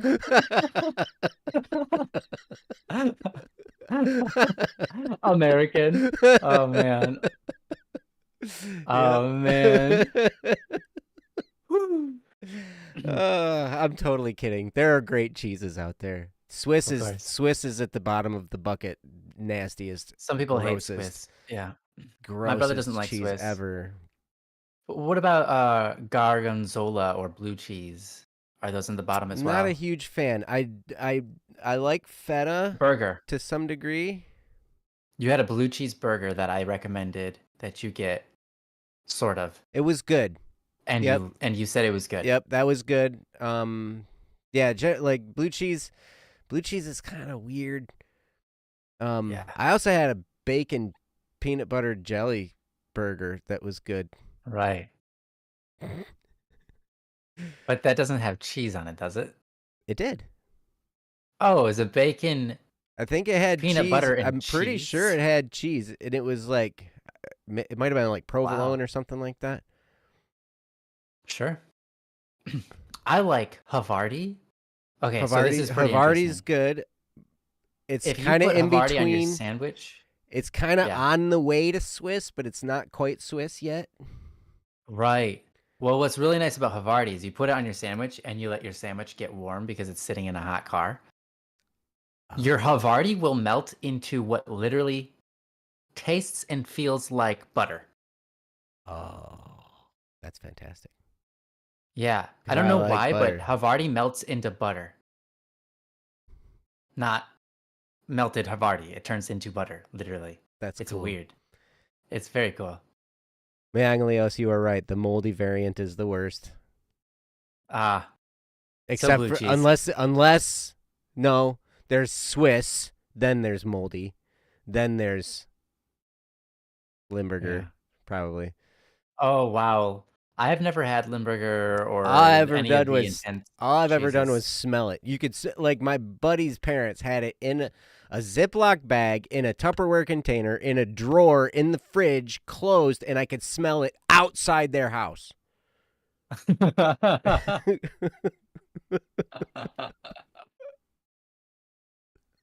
I love that. Horrible. I love It that. That's smelled great. like poop.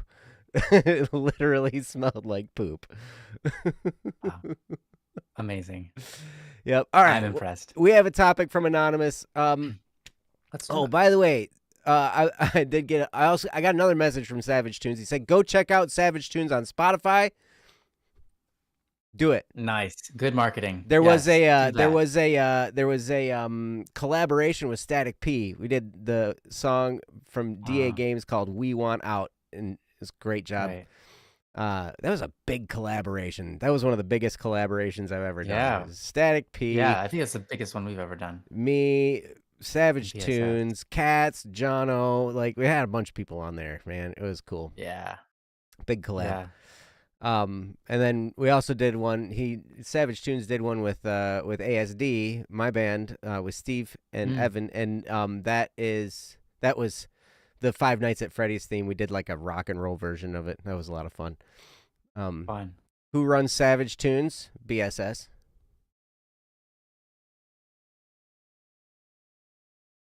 For now. Who runs Static P? BSS. Oh, for now. Who runs Zay Clan That's Media? forever. BSS. Say, we own you. No, that's not even true. That's not even, that's actually, we market, I would say BSS markets the exact opposite. Yeah, it's kind of funny. It's kind of Savage just texted me. Nuh-uh. Savage is watching. Nuh-uh. Yeah. Savage runs himself. Savage Tunes is Yeah. run by Savage Tunes. Right. Yep. And Zay is run by Zay That's and right. his clan. Well, Zay and we were in the VC today, and we were talking, and we were talking about him. He's something about he was going to be fired. And I'm like, no way, man. We're too far in now.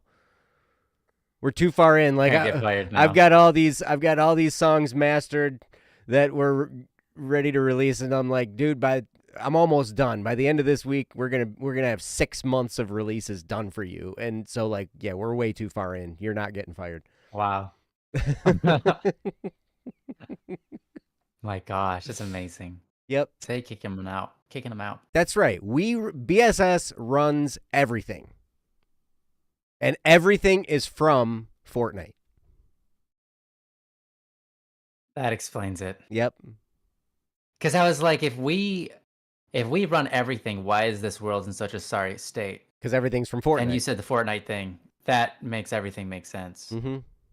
You can't, no matter how you run a bad product, you can't make it good. So it's like right. if everything was made by Fortnite, it's just like it's doomed to begin with. We're helping a lot, Yeah. but Yep. it is what it is. Lady Okay, Gaga this from is Fortnite. Apparently, in a couple uh-huh. seasons, it's going to be Metallica from Fortnite. You know Metallica from Fortnite? I thought Metallica was from Metallica. Nah, No, man. it's from Fortnite. It's from Fortnite. Yep. The Weeknd from Fortnite. Mm-hmm. Fortnite is such an epic game. It is an epic game. It's made by Epic. Yeah, it is literally my epic game. Oh my gosh, that's funny. Well played. Well played. Ah, yes, yes, yes. We need the Detective Fortnite skin. Yeah. Nice. Yes. Yes. That is There true. needs to be the Static P Fortnite collaboration, and then people can say, Mhm. Static P from Fortnite. From Fortnite? Yeah, I'll be fine with that. Ang from Fortnite. Exactly. Mm-hmm. Metallica, they might have started in the 70s. They didn't get popular until the 80s. Pretty sure. Mm-hmm. Pretty sure they weren't popular until the 80s. I don't know. Either way, whatever. All right, let's do this anonymous topic. It's getting late. We Yes. want to get this topic in. All right. So this topic is from anonymous. Thank you again, Mianglios and Mianglios' mom. You guys are awesome. So all right. So this comes from anonymous. I don't know. Did this get DM'd to you? Yeah. Right? Okay. Yeah. Uh, Yeah. all right. Okie dokie. So I will put this topic up on the current topic banner thingy, because we don't have it in topic form. But all right. So the topic reads as follows: what should you do if your friends aren't including you in what they are doing?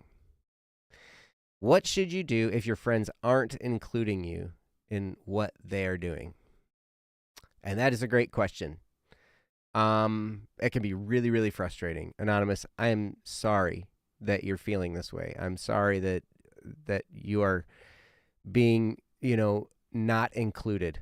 I know the feeling of being not included. I know the feeling of being neglected. I know the feeling of going to places and basically feeling like a stray dog. Hmm. Places where I'm supposed to be accepted, places where I'm supposed to feel welcomed, places where I'm supposed to, but everybody's looking at me like I'm a stray dog because maybe there happen to be some relational difficulties with somebody there who's friends with everybody at the place, right? Hmm.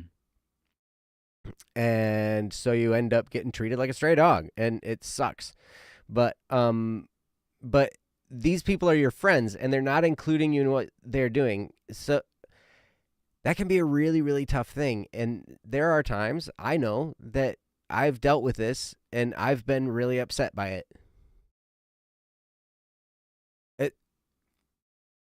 The times that made me most upset is when I've had friends that told me they're going to let me know when they were going to be doing something. And then they went off and did it with other people and didn't include me.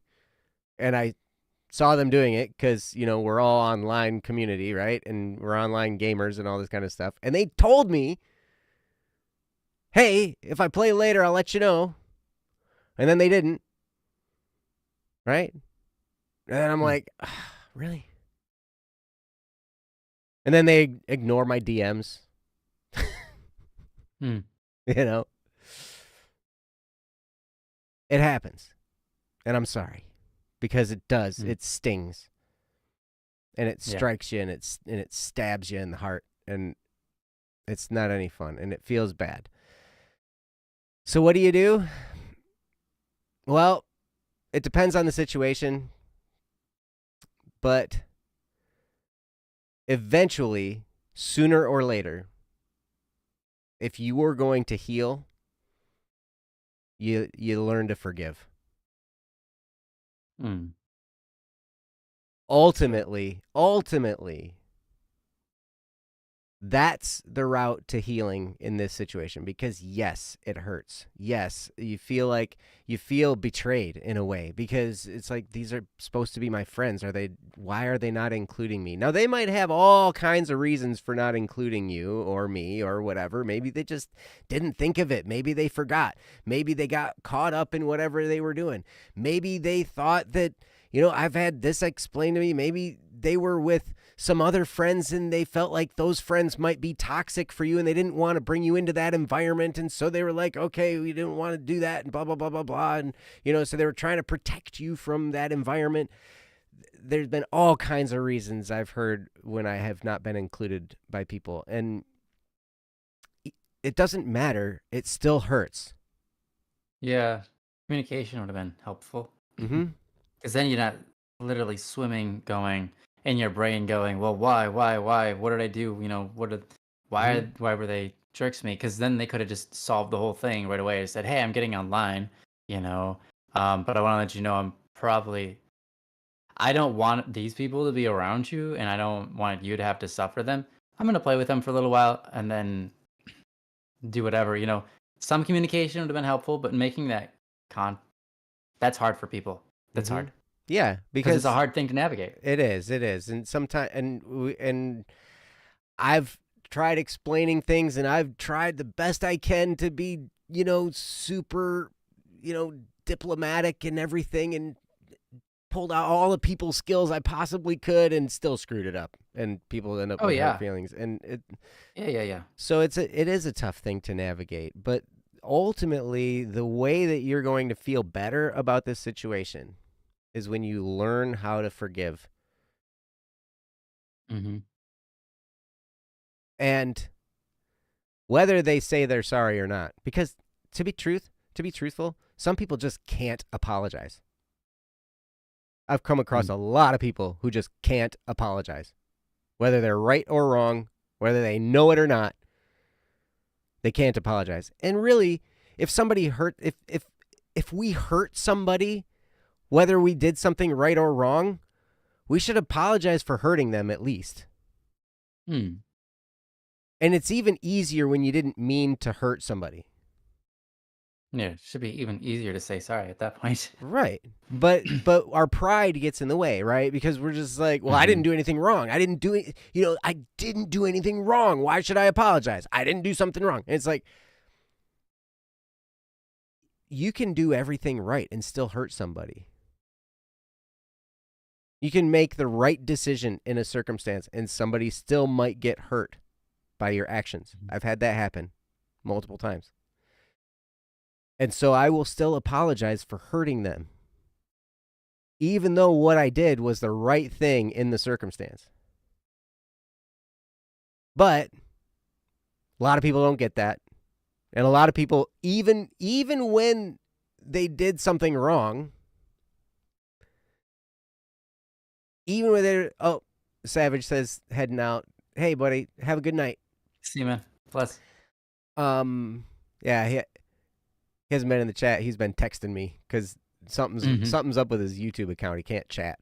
That stinks. Yeah. But anyway, so a lot of people can't apologize because our pride gets in the way. Even when we know we screwed up, we still can't apologize. And I've known people who are like that, right? So whether somebody apologizes or not,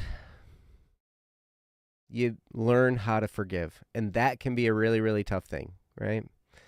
Now, forgiveness doesn't necessarily mean reconciliation, but forgiveness will always be the route to your healing.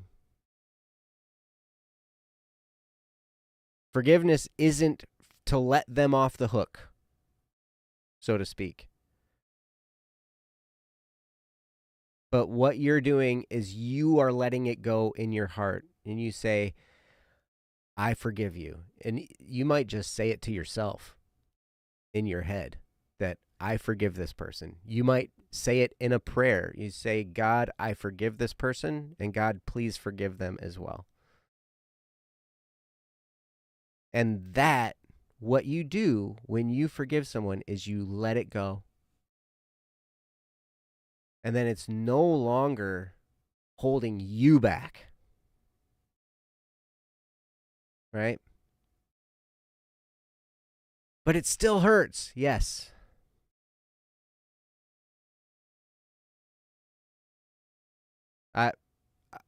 If me getting religious makes you offended, I am sorry, but do you think it wasn't painful when Jesus was hanging on the cross dying? Pretty sure it was pretty painful. It was the most painful, horrendous, drawn out death execution ever crafted by man in the history of mankind. And while he was up there dying, he said, Father, forgive them. They know not what they do. So even while he was hurting and being hurt by these people, he forgave. So we can forgive while we're in the midst of pain. It's not easy. But what it does, just when we think it and when we can internalize, I forgive you, we are more at peace. We can still cry. We can still be hurting, all that stuff. It's okay. But our level of peace goes up, and it can let us personally off our own hook of thinking there's something wrong with me. Because you know what? Maybe there is stuff wrong with me. Maybe I'm wrong in a lot of ways. But I'm willing to forgive them. So that at least has something. But so that's the short story of what should you do if your friends aren't including you. I would say ultimately, I mean, there's a lot of different things you can do as a response. But if you are looking to heal and looking for peace and looking to get out of the turmoil that's in there, the way to do that is through forgiveness. And now that I've said that, I'm going to turn it over to Ryan and see what he has to say. So, Ryan, it is all yours, Yeah. buddy. I really liked what you had to say there. I think forgiveness is definitely um really important. I like to live with a gratuitous amount of what's the word? Starts with a P. I always forget this word. Static It's P. hard to remember. That's right. No, that's not it. Static P doesn't start with P. It ends with P. Oh. um. Uh. Anyways, it's like perpetual forgiveness, if you will, where you allow people to make mistakes, Mm-hmm. and you're not going to get any bit upset or whatever, right? Um, a gratuitous amount of that. And even if the mistakes are intentionally made to hurt you or something,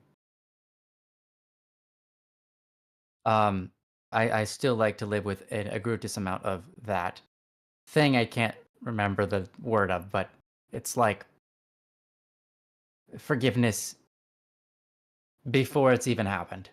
Mm. Um, but anyways, um, because that makes, well, if I'm wounded, it's healing is no big deal. It's kind of like, oh, okay, yeah, and I don't have to make it worse than it is or whatever. But, anyways, I wanna say what August Stars said is important. Mm-hmm. He Yes. said, I think it's worth openly communicating with them to see if it's because of good, bad, or ignorant intentions. If it can't be dealt with like real friends, it may be a needed sign to find deserving friends. Mm-hmm. And I think that that is true. Mm-hmm. I think there are certain people we have in our lives that we hang around, um, and they're not good for us, and they're not good friends. And maybe we're comfortable with them, or maybe it's just that those are the friends that make us that we fell in with, and they make us feel good because sometimes they're nice to us, or whatever. I think it's important to recognize that there's two things to recognize. One, people are often a product of the people they spend the most time with. Mm-hmm. Like if you if you spend a lot of time around certain people, you will become more like those people. Even if it's not, it doesn't have to be intentional and doesn't mean every single part of you, but you will find that certain habits of yours, certain ways of thinking about things, certain ways of thinking about the world or interests or disgusts or whatever it is, your perceptions will sort of change to the thing that you're around the most because that's what your brain will be able to focus on because it's currently being forced to focus on it. And Mm-hmm. that's going to be a habit. And then eventually that habit will turn into who you are. So it's important to very carefully decide who you want to be and what people are facilitating that and which people are not facilitating that. And I don't mean to say, oh, break off all of your friendships if they're bad. Mm-hmm. I just mean to pay attention to that very carefully so that you can guide yourself amidst the chaos Mm-hmm. and count it as a blessing gained when your friends don't include you in something because you probably didn't want to be subjected to that anyways. Now, maybe it's because of ignorance, or maybe because they didn't realize that they should be inviting you. They didn't realize that it would be something that you would like to do. It could literally be something like, well, they don't like this kind of activity, so I wouldn't invite them. They might think that. They might not think that. And when you ask them, they might tell you a lie. Mhm. And they might tell you a true, Mhm. right? But to communicate the best that you can, especially in your friendships, is crucial. It not only affects you, like I just stated, it affects them. If you have a relationship where people feel like they need to hide things from you, or yeah, well, that, or lie to you, or whatever it is, then that relationship needs to be repaired or broken off because you don't want it to stay where it's at, Mhm. right? You do not want it to facilitate even more because if it stays where it's at, it'll actually not stay where it's at. It's just going to continue to get worse Right. because there are going to be more and more and more things that you can't talk about with your friends because there are going to be more and more eggshells to step on that you want to avoid, and it will become a very toxic relationship. Any relationship where there's a bunch of eggshells to step on is a toxic relationship. You bet. So let's say, Anonymous, that that isn't the case. Let's say it is a pretty healthy relationship overall. Let's try to give it that benefit of the doubt. Then communicating should be no problem. Figuring it out, talking with them, being honest, and then being honest and saying, oh, like if they go, oh, I'm sorry, I don't know where my head was in on that, or I thought you didn't like that thing, or I didn't want. If maybe they're really honest and they're like, I didn't want you because your attitude brings the showdown, right? Maybe they think you're bad at the game that they're playing, or that you just wouldn't be enjoyable to be around. Okay?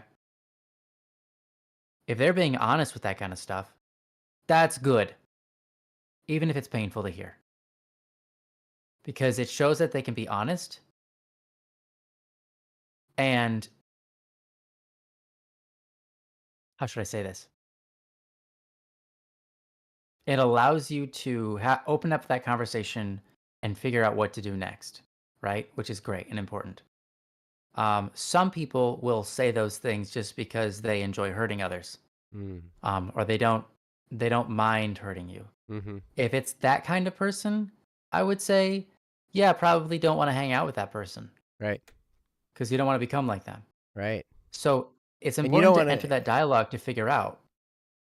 Yeah, you go don't on. want to spend all your time being hurt by somebody either. No, And if they don't of course not. care, right? Yeah, you're just using you Right. essentially. That's literally what it is. Exactly. They're using you. So I would say, Anonymous, I think what August Stars has said is really important. Figure out how to open that communication line. Talk about it with them. It doesn't have to be all of them. It can be one-on-one. And in fact, I would suggest one-on-one. One-on-one is usually a little bit more sincere.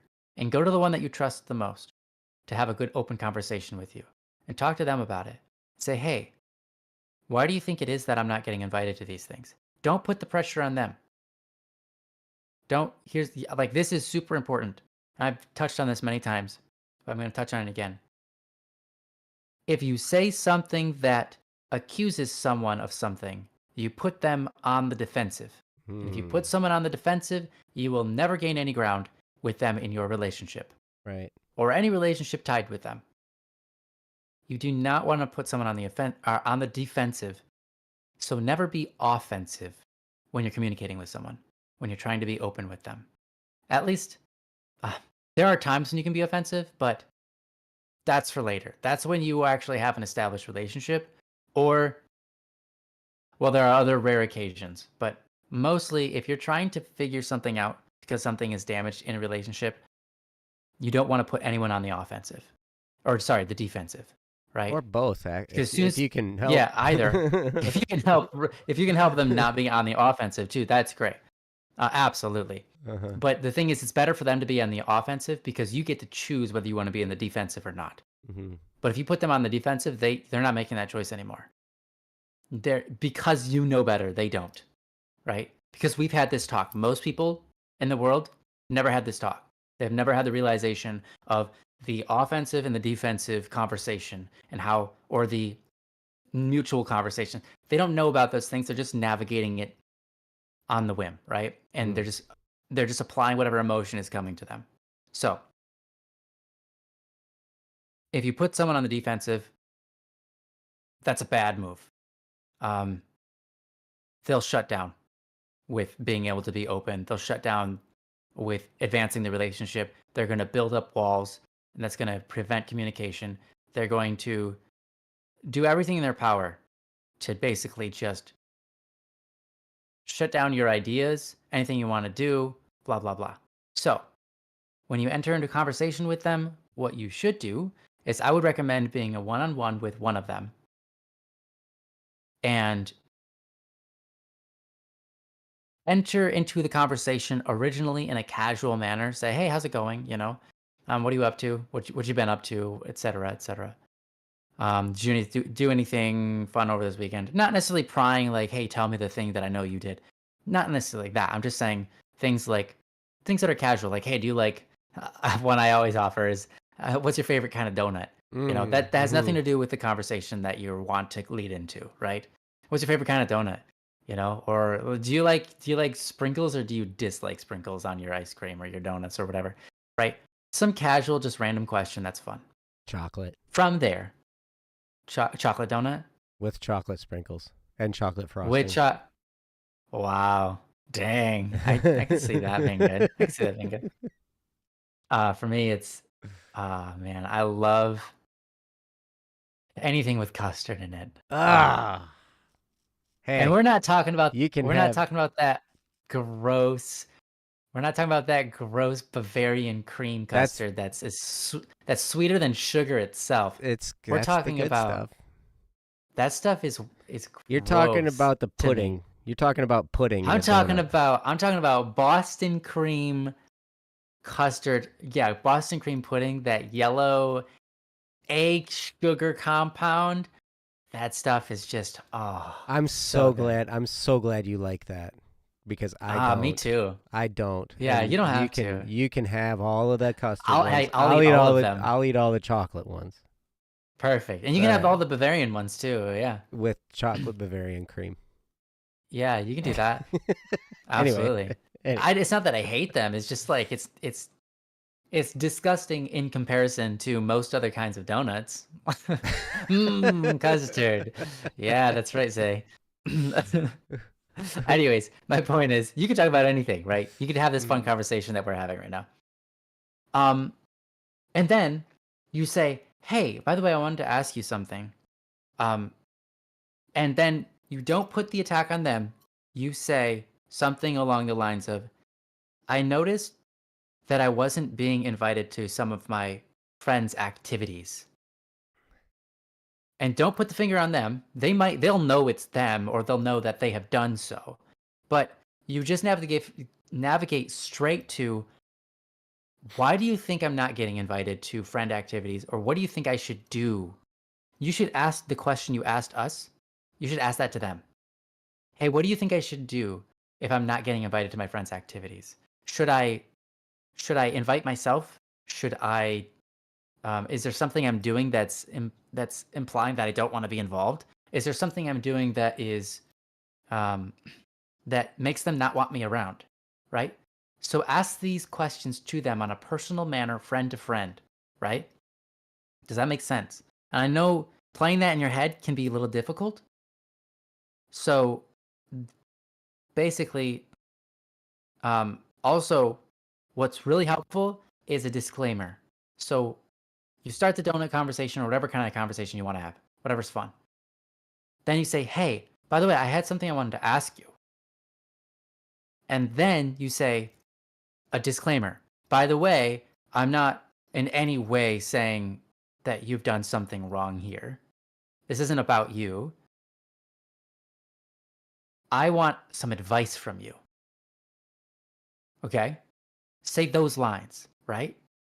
Because then it completely puts them out of the zone of they have to be defensive, right? Because you say, which I'm not, it's not about you or anything. I'm coming to you for your advice because you're a friend that I trust and I trust your advice.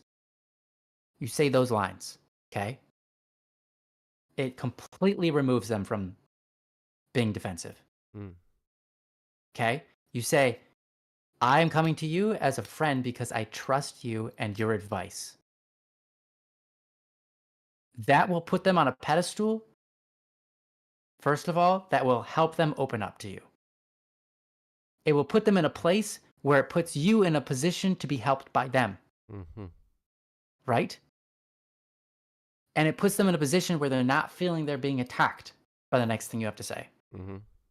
So you have your fun, then you have your casual, then you say, I have something to ask you. Then you say, I'm coming to you because you're my friend and I trust you and you have good advice and I want your advice on this. So now you've edified them and you've put them in the position you want them. And this isn't a game of chess, okay? But what I'm saying is you're putting them in the position that you want them to feel because you genuinely want them to feel. As your friend, you want them to feel like you appreciate them. As a friend, you want them to feel like you trust them because that's how a good friendship should be, right? Mm-hmm. And so you put them in that place because that is where they already should be, okay? And so now you've told them their position. Then you put your disclaimer. By the way, this question has no bearings on you because I know you're an awesome person and you're good to me. You can say whatever you want to say there, right? Then you ask your question. What should I do if my friends aren't inviting me to something? Or you could say, why do you think it is that my other friends aren't inviting me to their activities? And by the way, you can even say this. You can even add this on, and you're fine. In fact, I would almost recommend it. Almost. We'll see. Kind of see how the conversation is going and judge their reaction, their posture, their physical reaction. If they start to seem nervous, okay? If they start to seem nervous, add this line in. And yes, I know that you're with the group that I'm kind of talking about and you hang out with them, but trust me, I know that you're an awesome person. I'm not upset at you whatsoever, and I'm sure there's good reason. And so that's what I'm here to talk about. I'm just here to try to get some advice from you, not to accuse you of anything. You can put it right on you can like literally peg them to the board and say, I know I could accuse you on this, but that's not the point. I'm not accusing you. I don't, it's fine, right? You can literally do that. So if they start to get nervous, like you start to notice they're trying to be like, oh crap, I did that. They probably know I did that. If they know I did that, right, you can peg them right on where they did their wrong. And you say, look, hey, I do know that you were with that friend group, but like, I'm not mad at you. I'm just looking for honest advice. So that's what I really care about. Can we talk about that? Because I would like to be invited to these things, and I'm trying to figure out where I went wrong. That puts them in a position where if they're willing, they'll be like, hey, you know what? I'm sorry. I'm sorry. I should have done better. I should have stood up for you. I blah blah blah. Right? They might say that. They might not. It's okay. Whatever. Joe said it already. If they're the kind of person that can't say I'm sorry, excuse it. Mm-hmm. Okay? Deal with it in your own time. It's fine. Let them at least try to advise you. Because then you'll get some better answers than we can probably give you. And not only that, you'll get some, what's the word? If things go well, part of the relationship will have been mended and strengthened, and you'll get some condolence, and that will be an emotional ride that's well more worth it than what our talk here and now can do for you. Mm-hmm. You know, Joe and I can advise you, and we can talk about things, and we can give you our own experiences. But ultimately, when you go through that experience yourself, there's going to be hopefully, if things go well, there's going to be a sense of relief and a sense of joy, and it's going to be great. Now, let's say things go wrong. I want to say this because I want you to do it even at the possibility of things going wrong, because this is still worth it even if things go wrong. Okay. So let's say things go really wrong, and that person responds with something like, "Oh, I see what's going on here. You know, you're trying to accuse me of doing this, blah blah blah." You know, and then they're just wicked and like malicious with you, right? Mm-hmm. And then they go out of their way to destroy your friend group even more. Okay, let's say that happens. All right, that is, I am glad that now that you got that out of the way, you know you don't want to be around those people. Mm-hmm. Like, Very true. for sure now. Very true. For sure, you know that those are not the kind of people you want to be like. Those are Mm-hmm. not the kinds of people you want to hang out with. Those are not the kinds of people you ever want to associate with ever again. Right? That's an important thing to learn. But It's really important thing to learn who your friends are. Yes, and I just want to add in here, yes, that's important. It still can hurt. Oh, it can absolutely hurt. That's true. But it doesn't mean it's not worth going through. Right. The Yes. painful things are absolutely worth going through. Yes. When they, yeah, because who your friends are, I mean, that's a big part of your life. That's a huge part of your life. And if you find out that you've been making friends with the devil, I'd say, yeah, there's that feeling of like, well, now I want to cling to that because that's where I've invested my time, and I want to make sure it was worth all that effort and crap that I put into it. And also, you know, they're the only friends I have, so who am I to go to? And et cetera, et cetera, et cetera. There's so many thoughts and excuses, and the bottom line is, like, no, that's not good for you. Don't want to cling on to the wickedness and evil of the world. That's not helpful to you. That's not helpful to who you are going to become as a person. That's not going to be helpful, period. And it's way better to let go and feel the pain than it is to hold on and just continue to suffer anyways. Mm-hmm. Because you're going to. Mm-hmm. So Yep. you might as well let go. Yeah, and it's good, like, if you're going to suffer like that, it's good to have there be an end to the suffering at some point. Mm-hmm. And, Yeah. you know, like, if being involved in that friends group is going to be a constant source of suffering, then it would be better to be done with it, have the hurt happen, and let it ride its course and be done, rather than Mm-hmm. continue by being a part of that friend group. Does that make sense? Absolutely. Absolutely. Now, Ryan, this So, sounds like a lot of work. Can't I just punch him and, like, that be it? yeah, I guess. It's a totally different story. But sure, go for it. No, probably not. Probably not a good idea. Right. I like that. Yeah, that's my best advice. Uh, that's my best advice.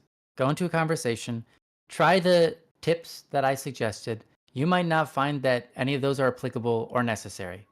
You might literally talk to one, and then all of a sudden, like, they just gushing it all out, you know? And it's like, wow, I didn't even, well, this is weird. This is cool. I didn't even have to do it. Who knows? Who knows what's going to happen? But I'll tell you from my experience, if you can show them what they mean to you, which is put them on a pedestal because they're your friend. And we put our friends on pedestals because we want to give them our best, right? And so show them where they are at, where they lie on in your radar when you're talking to them, as before you even start the really hard conversation, right? Because that really helps you get into a position where you can be really genuine with them and be like, I'm just looking for advice. What's your opinion, you know, etc.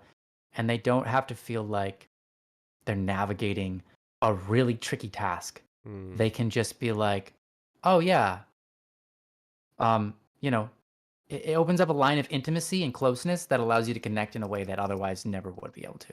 So, um, yeah, swipe all those eggshells to the side and just be like, look, I don't have these. Mm-hmm. They're not there for me. Mm-hmm. Feel free to just be open with me because that's what I want from this relationship, you know? Mm-hmm. And so that's how I'm going to act in this relationship. And if you hurt me because that's how I've chosen to be, then unfortunately that's on you. The pain is mine to deal with.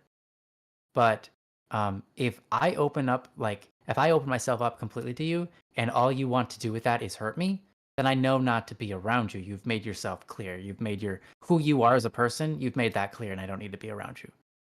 But if I open myself up to you completely and you put love into me and that's what you invest into me is kindness, love, sincerity, helpful, hopeful, anything good, then it's like, okay, now I know who you are to some degree better. And let's continue that. Let's act on that. Let's keep this going. Right. And then try to eventually make it both ways so that they can be open to you and they can receive your full goodness and you can be open to them and you can receive their full goodness. Now, of course, we always do hurt each other from time to time. Mm-hmm. And sometimes, unfortunately, the very first thing we do is hurt each other. Yeah. So keep that in mind. That's true. You don't have to judge their character when you open yourself up to them. You don't have to judge their character immediately and be like, oh, they hurt me once. They're horrible people. I can never be around them again. Be sensible. Be realistic. We all make mistakes. We all do stupid stuff. And we all say things we wish we didn't say with like lines that would come out of nowhere. And like, I don't even know why I said that. That was so horrible. I never say things like that. What happened? Like some demon possessed me or something. So be forgiving. But yeah, that's what we want out of our friendships. So apply that to your friendships, right? Act as if that is what you want. Act as if that can be real, and start doing it, and then see where it goes. And then you'll get to know the true nature of your friends. Hopefully.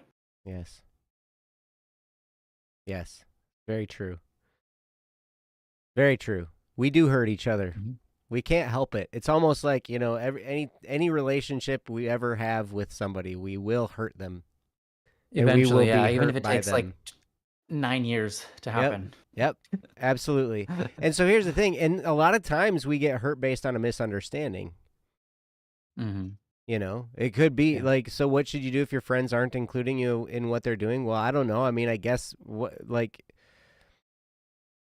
there are times, I'll tell you what, I'm an introvert. And so there are times I just want to spend time by myself.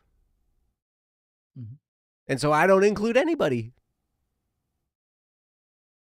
True. Except myself. Or one person, because one person is easier to, as an introvert, dealing with one person or maybe two. Right. That's comfortable. I have a lot of one-on-one. Like, I have a lot of one-on-one conversations.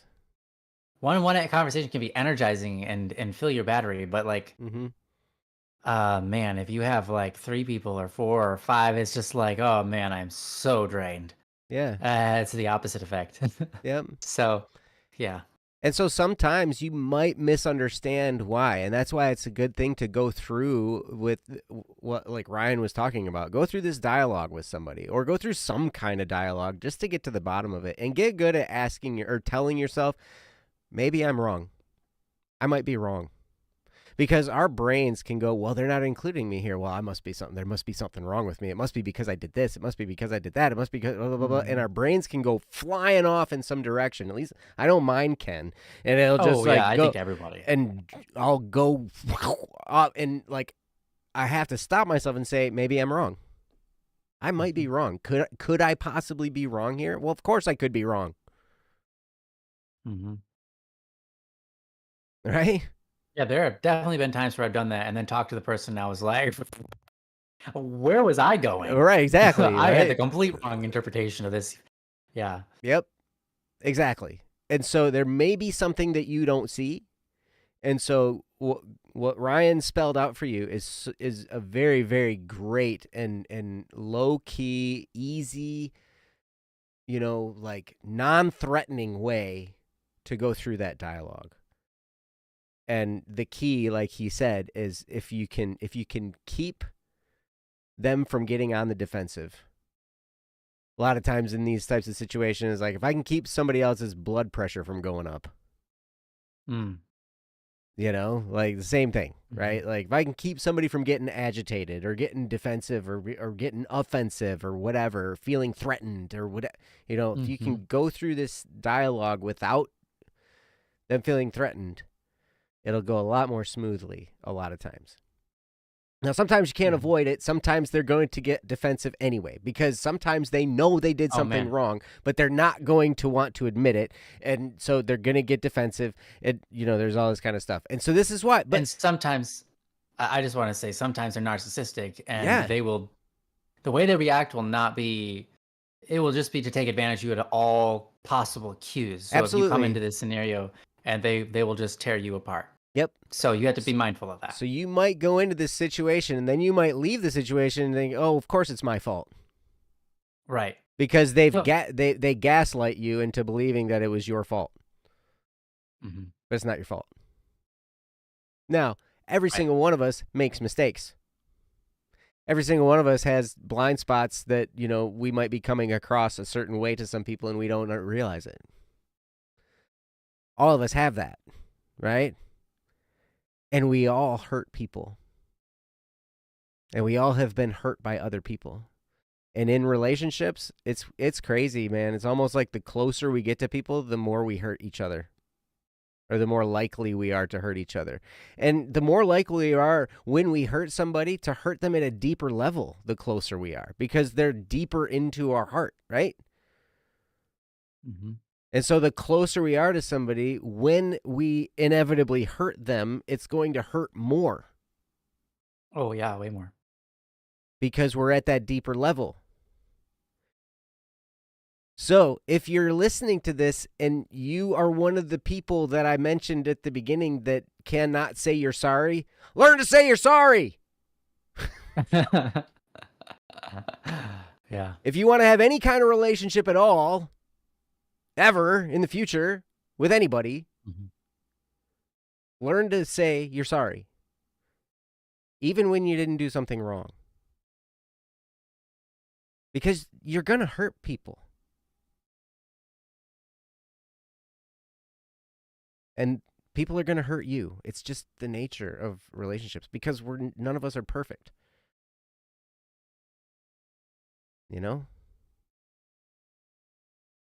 So even when you do something, even when you do nothing wrong, even if I do the right thing in a situation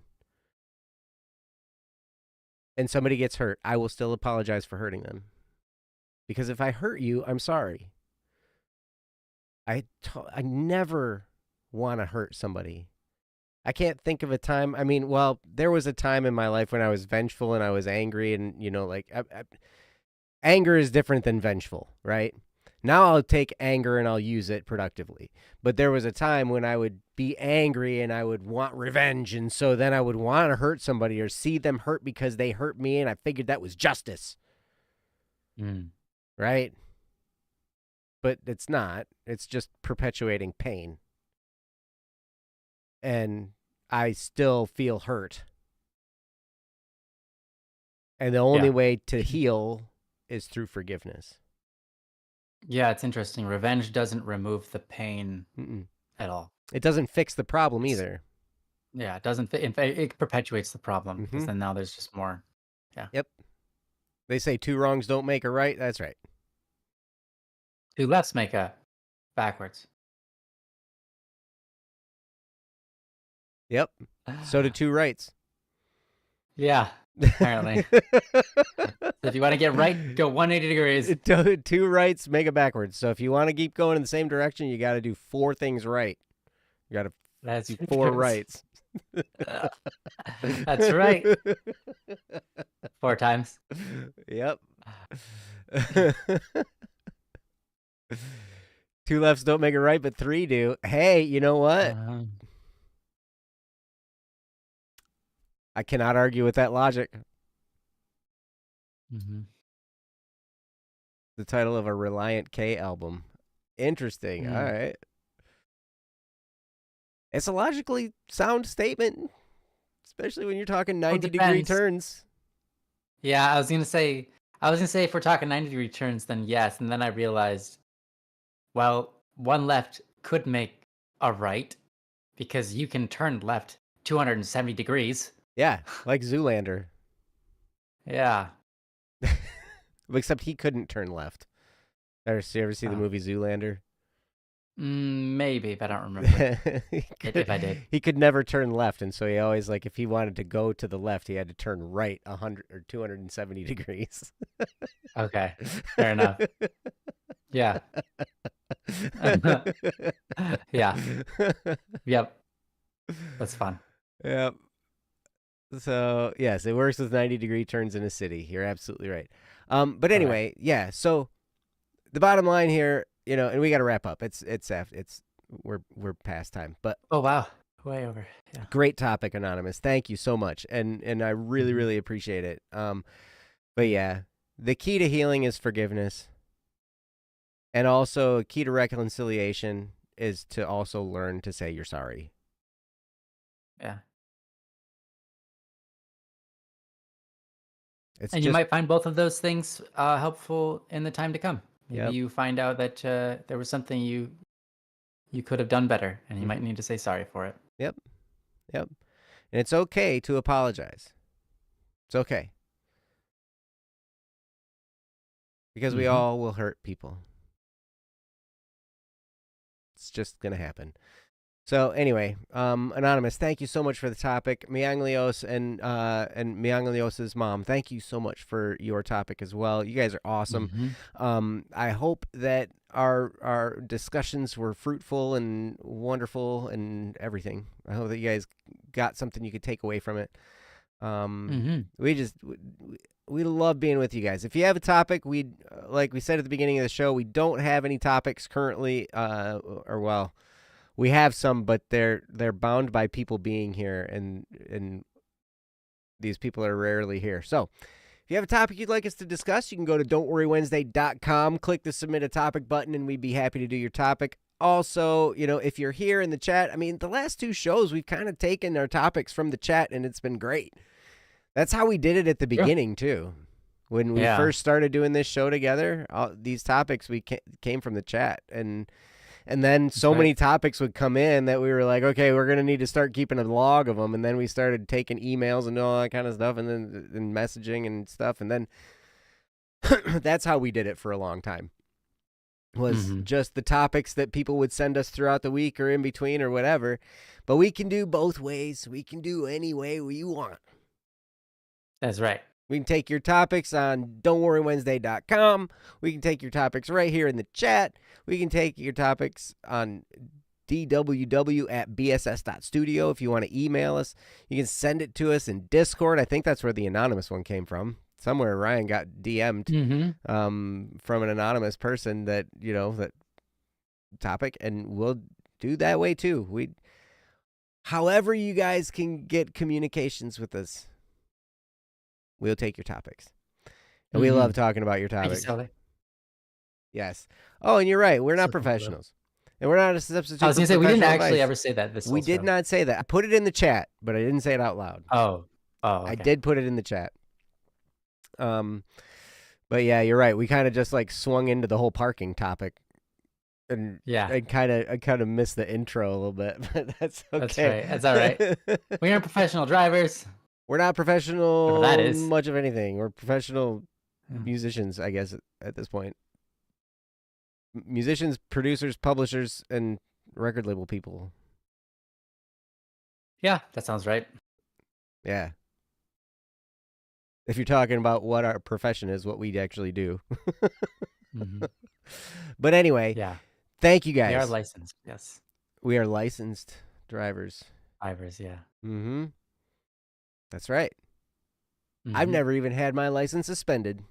Not even once. Yeah, me neither. It's pretty good. It's never even expired. I'm pretty Wow. close, though. I've gotten to the point where it's been the day of that it was going to Wow. expire and got it renewed. But yeah. Yeah. I have to get my license out in Australia. They let you drive on your American one for a little while, but for a while now, I was supposed to have gotten my Australian's permit, whatever it Yes. is. Well, you'll get there. Oh well, I'm getting there. Hopefully sometime this week, maybe Baca tomorrow. We'll see. Baca has never been pulled over. That's Wow. impressive. Baca's still Man, oh young, though. man. Man, oh man. I think I was about 3 months into having my driver's license when I got pulled over for the first time. Wow, pretty good. That's pretty good. I've been pulled over a lot, and now I know the appropriate speeds to drive. Oh, I see. Yes. Never been pulled over either, says the fun who has never driven. Oh. Well, good. Yeah. Good job.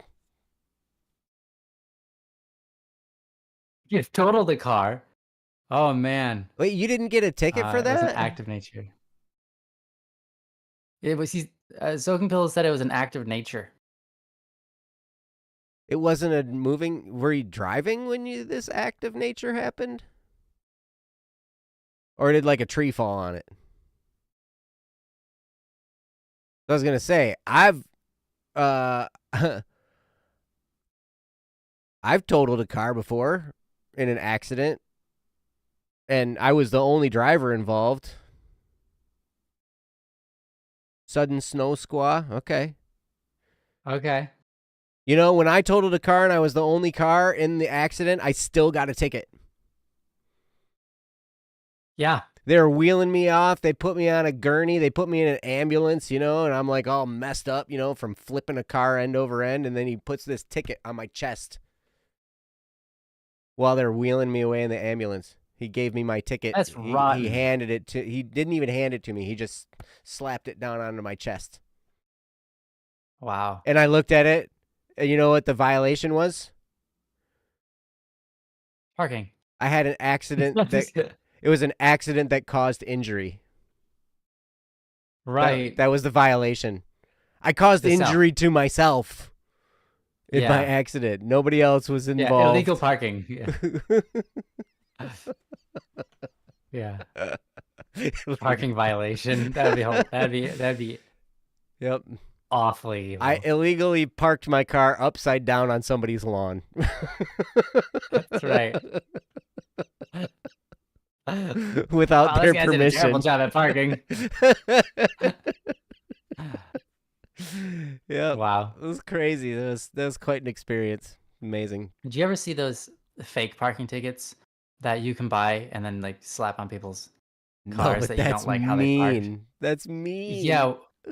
My brother had some, and I don't remember what it said, but it was like, I hope the fleas of 1,000 camels infest your armpits or something like that. It was pretty great. That's funny. Yeah. Oh, that's good. Oh, but wait, you have gotten a ticket. Just last month, actually, was your first one. You ran through what you thought was a yellow light, but the camera saw me as it turned red. Oh, so it was one of those mailing you a ticket, like the camera caught you, and then you live in a place where they do that. Okay. Yeah, in Michigan, man, most of the places, I can't say all of Michigan, but the places I live in Michigan, I can run red lights all day long, as long as there's no cop. What's the saying? No cop, no stop. No cop, no stop. Wow. That's a rule. Not a good saying. Not a good saying, because you can, no, stop at stop signs and stop lights. Stop at them. Yeah. They're pretty important. Yes. There's a reason they're there. It's to keep you safe and everybody else around you. And other people safe. Yeah. Yeah. Spaghetti John and Squeeze Cheese. Welcome, Zell. It's good to see you. Yeah. It's been a minute. Good to see you. Unfortunately, we are about to head off, but I'm glad to see you. You're awesome, Zell. Yes, yes, you are. And yes, soaking pillow. It is a good way to end up in a T-bone. So don't do it. Mm-hmm. Don't run stop signs and stoplights. Don't do it. That's professional advice from us professional people. Advice. Yeah, Follow the laws. All right. Anyway, that's right. you guys are awesome. Thank you so much for being here. We love you. We love spending time with you. And we will see you next week on Don't Worry Wednesday. Until then, have a wonderful, wonderful week. And we'll talk to you then. Take care, you guys. We love you. Bye-bye. Bye-bye. Peace.